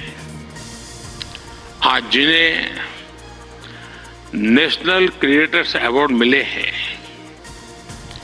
मैं उन विजेताओं को तो बधाई देता ही देता हूं, पर जिन्होंने इसमें बढ़ चढ़ करके हिस्सा लिया, क्योंकि बहुत कम समय मिला था, हम ज्यादा इस चीज को पॉपुलर भी नहीं कर पाए थे और मैं नहीं चाहता था कि मैं इसमें और समय गंवाऊं, लेकिन जल्दी जल्दी में भी, इतने कम समय में भी 1.5-2 लाख क्रिएटिव माइंड्स इसके साथ जुड़ जाए, ये मेरे देश की भी एक पहचान बना देता है जी।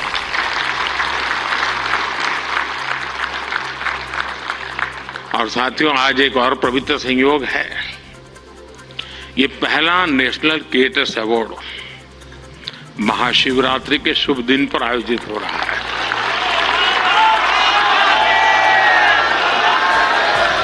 और मेरे काशी में तो शिव जी के बिना कुछ नहीं चलता है।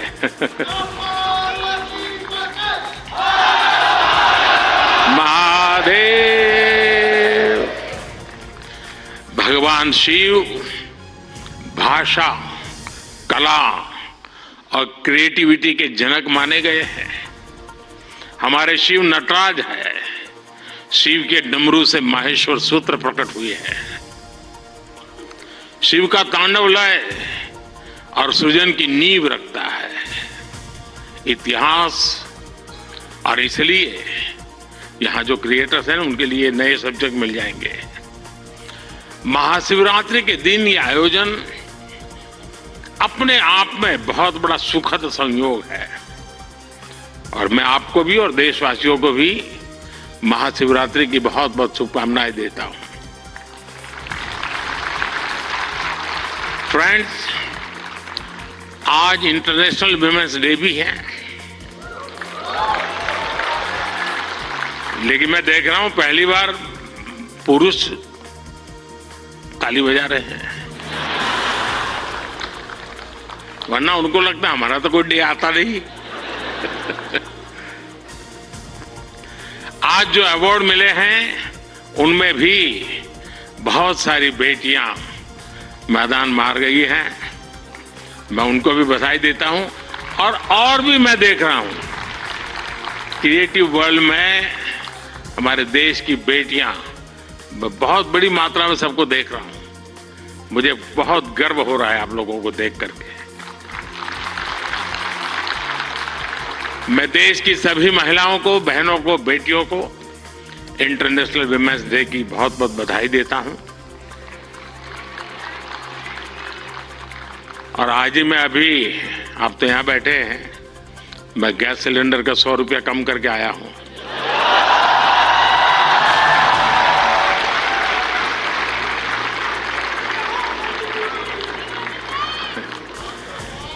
साथियों, किसी भी देश की जर्नी में किसी एक पॉलिसी डिसीजन या एक अभियान का कैसे मल्टीप्लायर इफेक्ट होता है, ये आप सबको देख करके पता चलता है।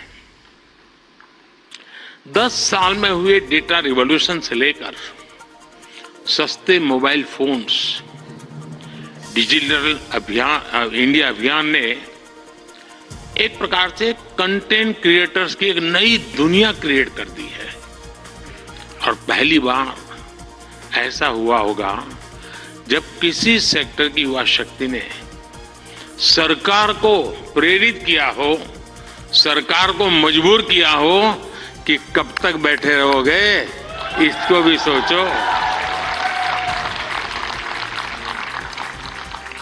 और इसलिए भी आप बधाई के पात्र हो। आज के इस अवार्ड फंक्शन का क्रेडिट अगर किसी को जाता है तो भारत के मेरे युवा मन को, हर डिजिटल कंटेंट क्रिएटर को जाता है। साथियों, भारत का हर कंटेंट क्रिएटर एक और बात को रिप्रेजेंट करता है। हमारे युवाओं को अगर सही दिशा मिले तो वो क्या कुछ नहीं कर सकते हैं। आपने कंटेंट क्रिएशन का कोई कोर्स नहीं किया है ही नहीं तो क्या करोगे।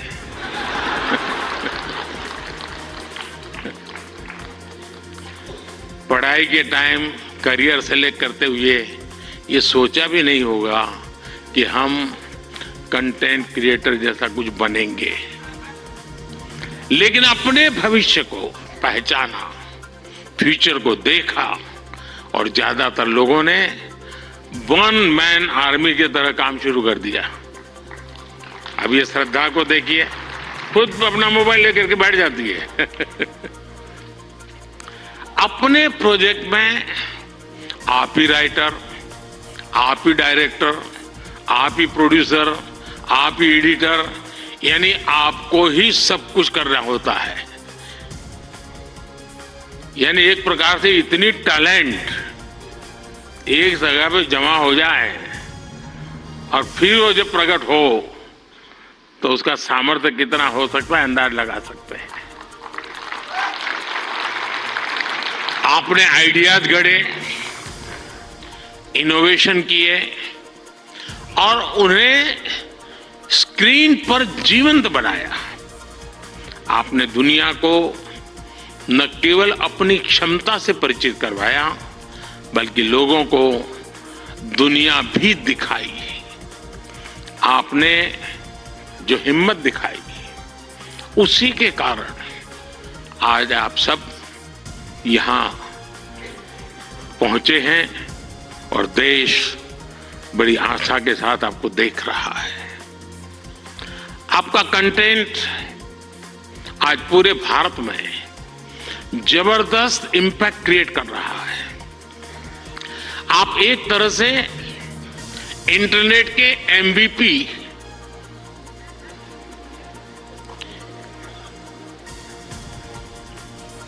ठीक है ना? थोड़ा दिमाग खपाओ, क्रिएटिविटी बताओ अपना।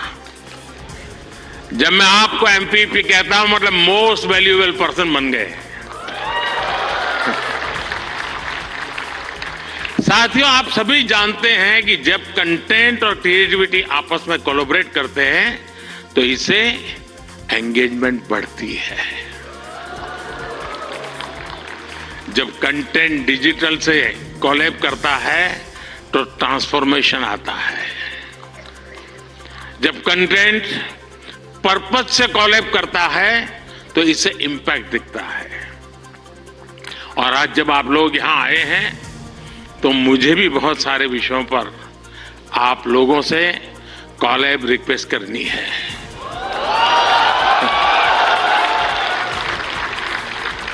साथियों, एक जमाने में हम छोटी से छोटी दुकानों पर लिखा देखते थे कि यहां बहुत टेस्टी फूड मिलता है, ऐसा देखते थे ना।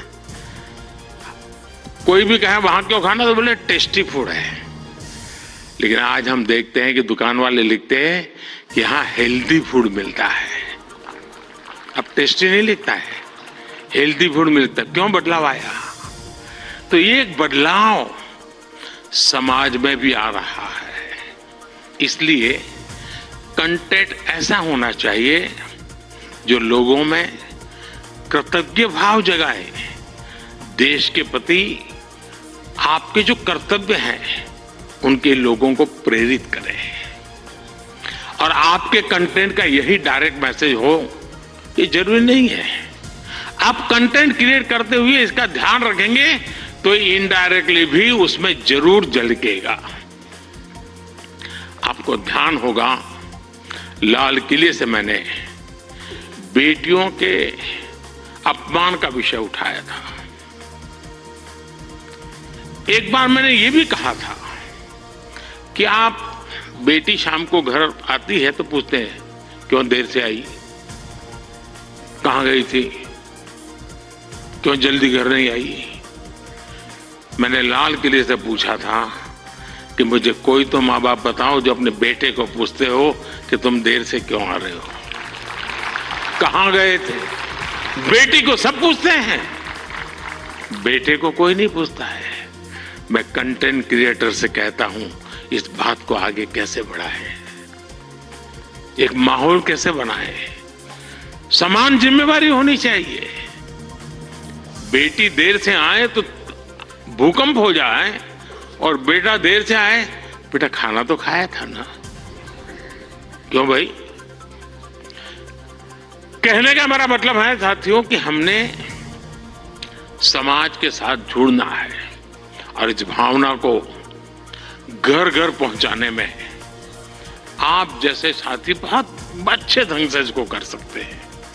देखिए आज महिला दिवस पर आप इस संकल्प को फिर दोहरा सकते हैं। हमारे देश की नारी शक्ति का सामर्थ्य कितना ज्यादा है वो भी आपके कंटेंट का हिस्सा, प्रमुख हिस्सा हो सकता है। मैं जरूर दावे से कहता हूं जी, आप में से कोई थोड़ा क्रिएटिव माइंड के साथ सुबह से रात तक मां क्या करती है उसी को थोड़ा रिकॉर्ड करके उसको एडिट करके रखें, देखने वाले उस परिवार के बच्चे चौंक जाएंगे, अच्छा मां इतना काम करती है। एक साथ करती हैं, यानी आपके पास एक ताकत है, आप इसको ऐसे प्रस्तुत कर सकते हैं। उसी प्रकार से जैसे गांव की जो जिंदगी है, आपने देखा होगा इकोनॉमिक एक्टिविटी में गांव की महिलाएं बहुत बड़ी मात्रा में जुड़ी हुई थी। ये वेस्टर्न लोगों की जो सोच है ना कि भारत में वर्किंग वुमेन नहीं है, अरे भाई वर्किंग वुमेन छोड़, भारत में महिला है तभी तो संसार चल पा रहा है जी।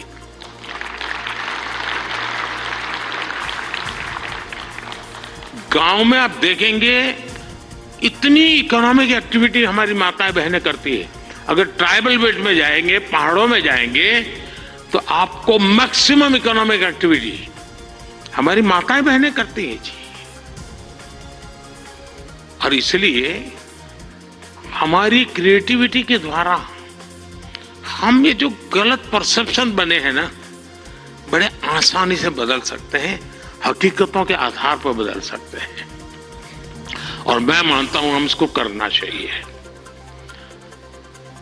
अगर एक दिन की जीवन की सिर्फ साइकिल को हम दिखाएं तो पता चलेगा कि हमारे यहां पशुपालक हो, किसान महिला हो, मजदूरी करने वाली महिला हो, कैसे काम करती, कितनी मेहनत करती है। साथियों, स्वच्छ भारत की सफलता से आप सभी परिचित हैं और आपने उसमें सहयोग भी किया है, लेकिन ये तो निरंतर चलने वाला जन आंदोलन है।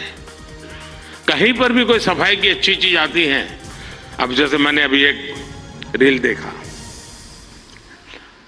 कोई टाइगर पानी पीने जा रहा है और उसमें प्लास्टिक के बोतल देखता है तो टाइगर मुंह से प्लास्टिक का बोतल उठाता है और कहीं पर जगह पे छोड़ने के लिए चला जा रहा है।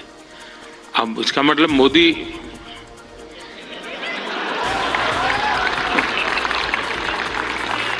किस किस से बात पहुंचाता है, समझ गया ना।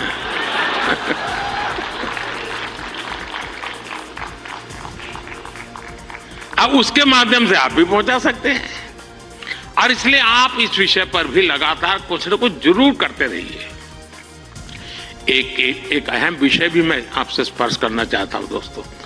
ये छोटी छोटी चीजें जो मेरे मन को छूती है, मेरा मन करता है कि क्रिएटिव माइंड के लोग हैं तो शायद मैं मन खोल करके बातें भी कर सकता हूं। मैं भाषण नहीं कर रहा मुझे। जैसे मेंटल हेल्थ, ये बहुत ही छूने वाला विषय जी। और वैसे तो डिजिटल प्लेटफॉर्म पर काफी कंटेंट हंसी मजाक से जुड़ा होता है, लेकिन कई अन्य गंभीर विषय भी होते हैं। मैं देखता हूं मेंटल हेल्थ को लेकर बहुत बधाई हो आपको, बहुत बधाई हो, बहुत बधाई हो, बहुत बधाई हो। मैं नहीं कह रहा हूं नहीं बनाते हैं, मैंने बोला ही नहीं है जी, मैं ऐसी गलती नहीं कर सकता हूं। मुझे मेरे देश के टैलेंट पे भरोसा है, मुझे मेरे देश के लोगों की संवेदनशीलता मुझसे जरा भी कम नहीं है।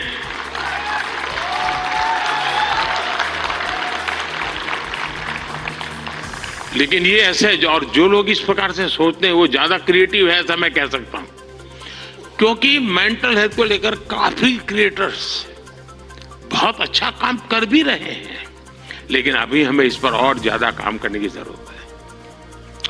और हो सके तो लोकल लैंग्वेज, गांव के अंदर एक परिवार में अगर ऐसा बच्चा है, उनके लिए क्या हो सकता है, बड़े शहर में 5 स्टार दुनिया में तो होगा, क्योंकि उनकी जिंदगी में ये बहुत जरूरी है जी। उसी प्रकार से एक बहुत बड़ा महत्वपूर्ण विषय है बच्चों में स्ट्रेस का। हमें पता नहीं होता है, पहले तो हमारा जॉइंट फैमिली होता था और बच्चे कभी दादी संभाल लेती थी, कभी दादा संभाल लेते थे, कभी नाना, कभी चाचा चाची, भाभी भाई। अब माइक्रो फैमिली है, दोनों लोग चले गए हैं, आया के पास बैठा है, पता नहीं उसको स्ट्रेस का क्या स्थिति है, कुछ पता नहीं है। अब जैसे एग्जाम का समय होता है, स्टूडेंट्स में रिजल्ट को लेकर के चिंता बहुत बढ़ जाती है, सांस फूलने लग जाती है रिजल्ट आने पर। फोन पर दोस्तों तो कह रहे जैसे रिजल्ट अभी आ गया हो, लेकिन धीरे धीरे धीरे पारा गर्म हो जाता है। मैंने कोई 12-15 साल पहले एक छोटी सी फिल्म देखी थी। उस जमाने में तो उतना वीडियो कोई पॉपुलर नहीं था, लेकिन मेरी ये रुचि है जानना, समझना, सीखना। और उसमें ये बताया गया था कि कुछ भी गलत निर्णय लेने से पहले बेहतर जीवन जीना ज्यादा आसान है और कितना जीवन सुंदर बनता है। और उस बच्चे को एग्जाम देनी होती थी, उसको लगता है सब मैं नहीं कर पाऊंगा, तो आत्महत्या करने के लिए सोचता है। शायद उसके जो क्रिएटर होंगे उसको याद आ जाएगा, मुझे पूरा याद नहीं, क्योंकि मैंने 15-16 साल पहले इसको, 20 साल हो गए होंगे। तो उसको मन करता है कि मैं रस्से से टांग करके जान दे दूं, तो रस्सा खरीदने जाता है, तो वो उसे पूछता है कितने फीट चाहिए लंबा, तो वो सोचता है फीट क्या होता है, तो जाके पढ़ाई करता है, फीट ऐसे होता है। फिर वो कहता है उसको वो हुक चाहिए, तो लोहे का चाहिए, कैसा चाहिए, उसकी पढ़ाई का। फिर उसके ध्यान में आता है यार मरने से ज्यादा तो पढ़ना सरल है। बहुत ही अच्छी फिल्म बनाई है उसने, हार्डली 7-8 मिनट की होगी, लेकिन जब मैंने उसको देखा और वो ये जो आत्महत्या करने का मूड बन जाता है बच्चों का, छोटी सी चीज है लेकिन उसके जिंदगी को एक नई राह दिखा देती है। अब आप भी जानते हैं मैं परीक्षा पे चर्चा का कार्यक्रम करता हूं। आपको लगता है कोई लोगों को मजाक उड़ेगा क्या यार के प्राइम मिनिस्टर है के बच्चों के साथ परीक्षा पे चर्चा करता रहता है, फालतू समय का। मैं जानता हूं दोस्तों, मैं कोई सरकारी सर्कुलर नीचे निकाल करके बच्चों की जिंदगी नहीं बना सकता। मुझे उनके साथ जुड़ना पड़ेगा, उनको जानना पड़ेगा, जी जान से जुटना पड़ेगा। और उस समय यानी बारिश के बाद अगर मैं खेत में काम करूं तो काम का है, परीक्षा के दिनों में उसकी बड़ी ताकत होती है। और इसलिए मैं हर साल रेगुलरली ये कार्यक्रम करता हूं, क्योंकि मेरे मन में यही होता है कि इन बच्चों के साथ मैं कुछ बातें करूं, खुल करके बातें करूं। हो सकता है किसी को एक आध चीज काम आ जाए, उनके मन को छू जाए, उनका हाथ पकड़े, उनकी हैंड होल्डिंग करे, उनके माँ बाप को लगे, टीचर को लगे। साथियों ये सारे काम मैं तो रील बनाने के लिए समय नहीं निकाल सकता, तो मैं ऐसे काम कर लेता हूं, लेकिन आप तो वो भी कर सकते हैं जी। क्या हम ऐसा कंटेंट और ज्यादा बना सकते हैं जो यूथ में ड्रग्स के नेगेटिव इफेक्ट्स को लेकर अवेयरनेस लाए।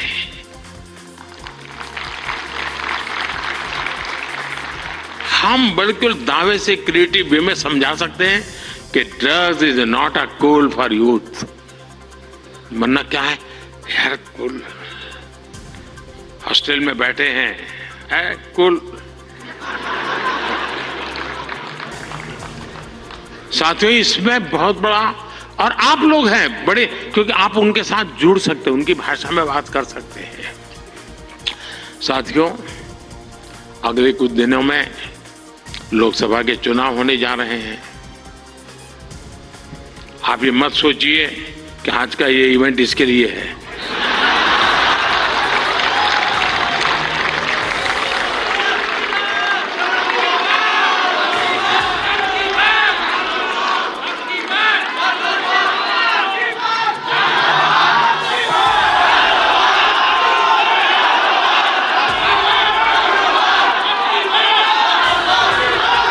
और मैं आपको गारंटी देता हूं कि हो सका तो नेक्स्ट शिवरात्रि पर भी, या तो डेट कोई और हो सकती है, या ऐसा कार्यक्रम मैं ही करूंगा।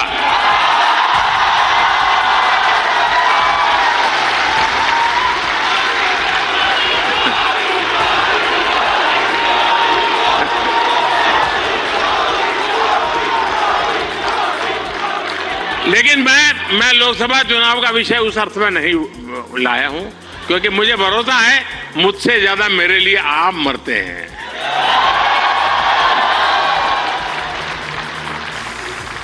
और आप मेरे लिए इसलिए मरते हैं क्योंकि मैं आपके लिए जीता हूं, और जो अपने लिए नहीं जीता है उसके लिए मरने वाले बहुत होते हैं।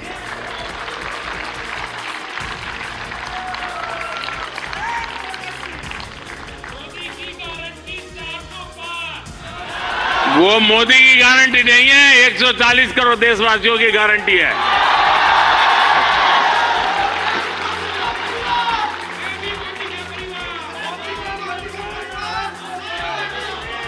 ये बात सही है, ये मेरा परिवार है। साथियों, मैं जो लोकसभा चुनाव की बात कर रहा था, और एक क्रिएटिव वर्ल्ड के लोग बहुत बड़ा काम कर सकते हैं। क्या हम ऐसा कुछ कर सकते हैं कि हमारे यूथ, और खास करके हमारे फर्स्ट टाइम वोटर, उनको हम जागरूक करने के लिए क्या कर सकते हैं, और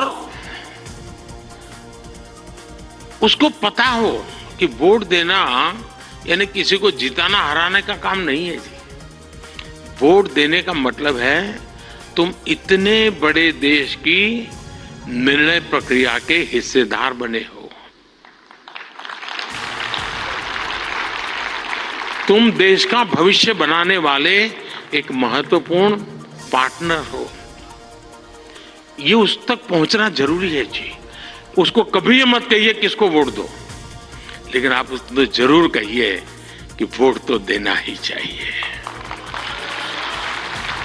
वो तय करेगा किसको देना किसको नहीं देना, वो तय करेगा, लेकिन वोट देना चाहिए, ये उसको जरूर कहना चाहिए। और मैं मानता हूं हमारे देश में, दुनिया के देश जहां जैसे जैसे समृद्धि बढ़ती गई, वोटिंग पैटर्न घटती गई। दुनिया में देश समृद्ध हुए, लेकिन अलग अलग व्यवस्थाओं ने समृद्धि तक ले गए और बाद में लोकतंत्र की दिशा में गए। भारत 100% लोकतंत्र के ही अधिष्ठान को लेकर के समृद्ध राष्ट्र बनने के सपने को लेकर के चला है, और दुनिया के लिए मॉडल बनने वाला है जी। ये दुनिया के लिए बहुत बड़ा मॉडल बनने वाला है, लेकिन उसमें मुझे मेरे देश के नौजवानों की भागीदारी चाहिए। 18, 19, 20, 21 साल के देश। साथियों, हम अपने आसपास देखते हैं कि जो दिव्यांगजन होते हैं, स्पेशली एबल्ड होते हैं, उसमें बहुत प्रतिभा होती है, टैलेंट होता है। आप उनके लिए भी एक बड़ा माध्यम बन सकते हैं, उन्हें सपोर्ट कर सकते हैं। हमारे दिव्यांगजनों में जो इनहेरेंट ताकत होती है, उसे बाहर लाने की आवश्यकता है। उसे भी सोशल मीडिया की शक्ति से जोड़ने की जरूरत है।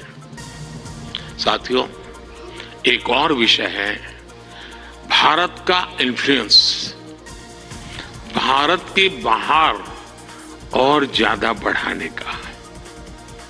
आज दुनिया में आप में से जो भी परिचित होंगे विश्व के साथ, आज भारत का तिरंगे का बहुत आन बान शान है, भारत के पासपोर्ट की आन बान शान है कि नहीं है ना?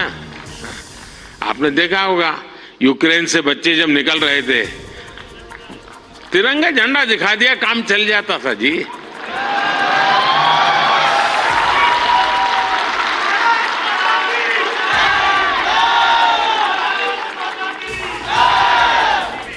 ये सामर्थ्य ऐसे ही नहीं आया है दोस्तों, ये सामर्थ्य ऐसा ही नहीं आया है। इसके पीछे एक मिशन बोर्ड में तपस्या की गई है। दुनिया में आज वातावरण बदला है, लेकिन उसको और अधिक आज भी दुनिया में कुछ परसेप्शन ऐसे ही है हमारे लिए। हम उसको बदल सकते हैं क्या? और मैं मानता हूं, मुझे याद है मैं एक बार किसी एक देश में गया था, तो एक इंटरप्रेटर मेरे साथ था। तो परिचय वो कंप्यूटर इंजीनियर था, तो उस सरकार में काम करता था। तो मेरी मदद की उसने, 3-4 दिन मेरे साथ था वो, तो परिचय हो गया। तो आखिर में उसने कहा साहब आपको बुरा न लगे तो एक सवाल पूछना चाहता हूँ। मैंने कहा क्या? नहीं साहब आपको बुरा नहीं लगेगा ना? मैं कहा नहीं दोस्त, 3-4 दिन से आप देख रहे हो, बुरा लगने का सवाल नहीं, आप जरूर पूछिए। नहीं रहने दो साहब, नहीं पूछता हूँ। नहीं मैंने कहा पूछो यार। उसने कहा साहब क्या अभी भी आपके देश में सांप सपेरे जादू टोना यही होता है क्या? ये मुझे पूछा गया सवाल था जी। मैंने कहा देख दोस्त, हमारे लोग तो उस जमाने में तो बड़े ताकतवर थे, तो सांप बाप उनके लिए बड़ा बायात का खेल था। अब मैंने कहा हमारी ताकत बहुत कम हो गई है, और धीरे धीरे करके मैंने कहा वो माउस पे आ गए हैं। लेकिन मैंने कहा वो माउस से पूरी दुनिया को हिलाते हैं। साथियों, मेरे देश का ये जो सामर्थ्य है ना, इस सामर्थ्य को हम आज अगर विदेश में बैठे किसी शख्स को, मैं समझता हूं हमारे सामर्थ्य से आकर्षित करें, उनको लाने की दिशा में हमारा काम हो, हम अपने कंटेंट को ऐसा क्रिएट कर सकते हैं। आप पूरी दुनिया में भारत के डिजिटल एम्बेसडर्स हैं दोस्तों, और मैं मानता हूं ये बहुत बड़ी ताकत है। आप फ्रिक्शन ऑफ सेकंड दुनिया में पहुंच सकते हैं। आप वोकल फॉर लोकल के ब्रांड एम्बेसडर्स हैं। मैं कल श्रीनगर में गया था, तो एक नौजवान से मेरी बातचीत हो रही थी। मैं हैरान हूं, जो वो सिर्फ शहद का काम करता है, मधुमक्खी पालन का काम करता है, और आज ग्लोबली उसने अपनी एक ब्रांड पहुंचा दी है जी, जस्ट डिजिटल वर्ल्ड के माध्यम से। और इसलिए साथियों, आइए हम एक साथ मिलकर एक क्रिएट ऑन इंडिया मूवमेंट, मैं बहुत जिम्मेवारी के साथ आप लोगों से अपेक्षा कर रहा हूं, क्रिएट ऑन इंडिया मूवमेंट की शुरुआत करें।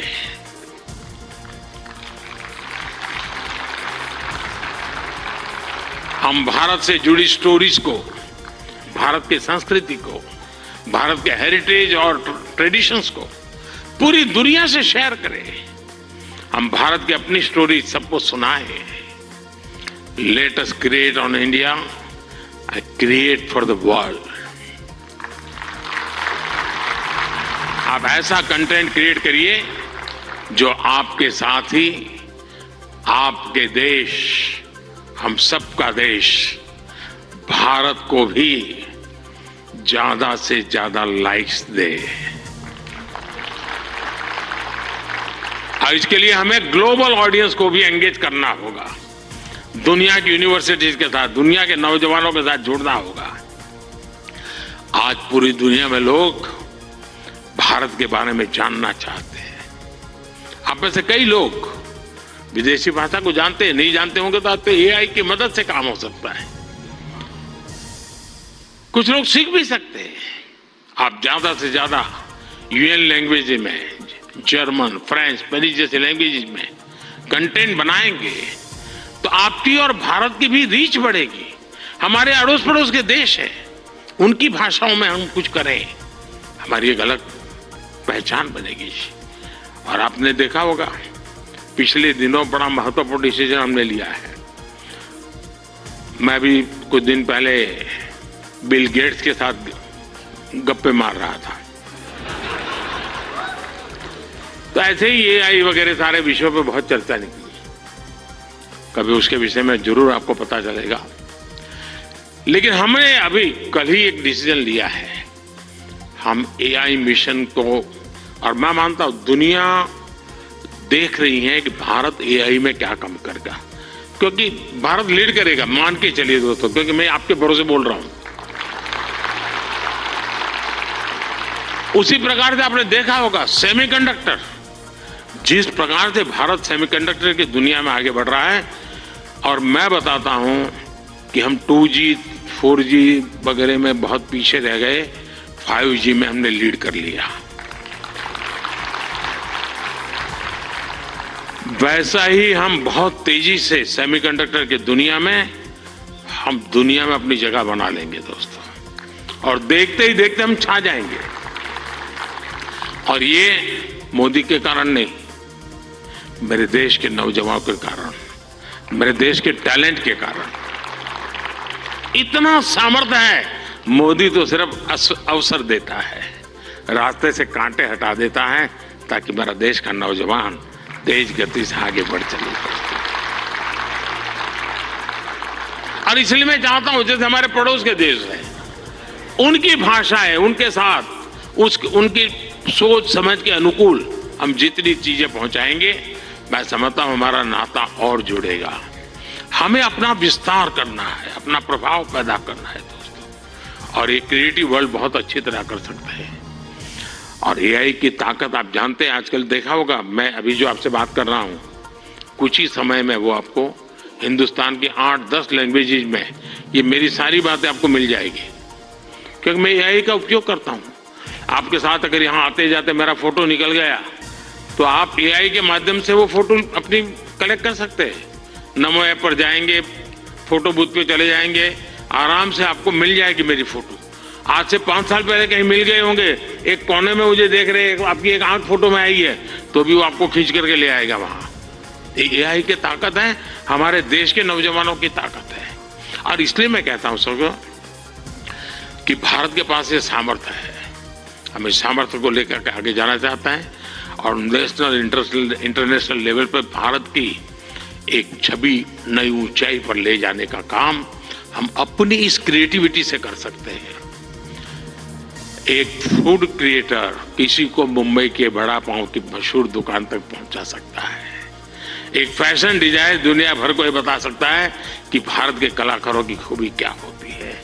एक टेक क्रिएटर पूरी दुनिया को बता सकता है कि मेक इन इंडिया से हम क्या बना रहे हैं और भारत में इनोवेशन कैसे बढ़ रहा है। एक गांव में बैठा ट्रैवल ब्लॉगर भी विदेश में बैठे किसी व्यक्ति को अपने वीडियो से हिंदुस्तान की यात्रा के लिए मोटिवेट कर सकता है। हमारे भारत में तो इतने अलग अलग तरह के मेले होते हैं, हर एक पर्व में अपनी एक स्टोरी होती है और दुनिया उसे जानना चाहती है। जो लोग भारत को जानना चाहते हैं, भारत के कोने कोने को जानना चाहते हैं, उनकी भी आप बहुत मदद कर सकते हैं। साथियों, इन सारे प्रयासों में आपकी स्टाइल, आपका प्रेजेंटेशन, आपका प्रोडक्ट, आपके फैक्ट्स, अगर मैं मानता हूं हकीकतों विषय में कॉम्प्रोमाइज कभी मत कीजिए। आप देखिए एक यूनिक अंदाज में आप जाएंगे। अब देखिए आर्टिफैक्ट्स तो बहुत होते हैं, आर्कियोलॉजी वाले ने बहुत चीजें निकाली होती है, लेकिन जो म्यूजियोलॉजी जानता है ना, वो जब उसको बनाता है, रखता है, तो हम उस युग में पहुंच जाते हैं। 300 साल पुरानी चीज देखते हैं तो लगता है कि मैं उस समय जी रहा हूं। क्रिएटिविटी की ये ताकत होती है दोस्तों, और मैं चाहता हूं कि मेरे देश के भीतर वो क्रिएटिविटी है जो मेरे देश का भाग्य बदलने के लिए एक बहुत बड़ा कैटलिक एजेंट बन सकता है। और इसी भावना से मैं आज आप सबको मिला, आप सबको बुलाया। आप बहुत ही कम नोटिस से आए, आपने कुछ करके दिखाया है। जूरी को भी मैं बधाई देता हूं, क्योंकि 1.5-2 लाख लोगों की एक एक बारीकी को पहुंचाना बड़ा कठिन काम है। लेकिन आने वाले दिनों में ये काम और अधिक अच्छे ढंग से, अधिक साइंटिफिक ढंग से हम कर पाएंगे। मैं फिर एक बार आप सबको बहुत बहुत शुभकामनाएं देता हूं। बहुत बहुत धन्यवाद।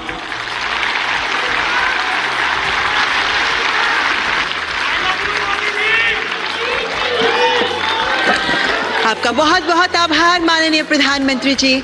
आपके हमसे जुड़े रहने के लिए हमारे चैनल को सब्सक्राइब करना ना भूलें। साइड वाला लाल बटन जरूर दबाएं।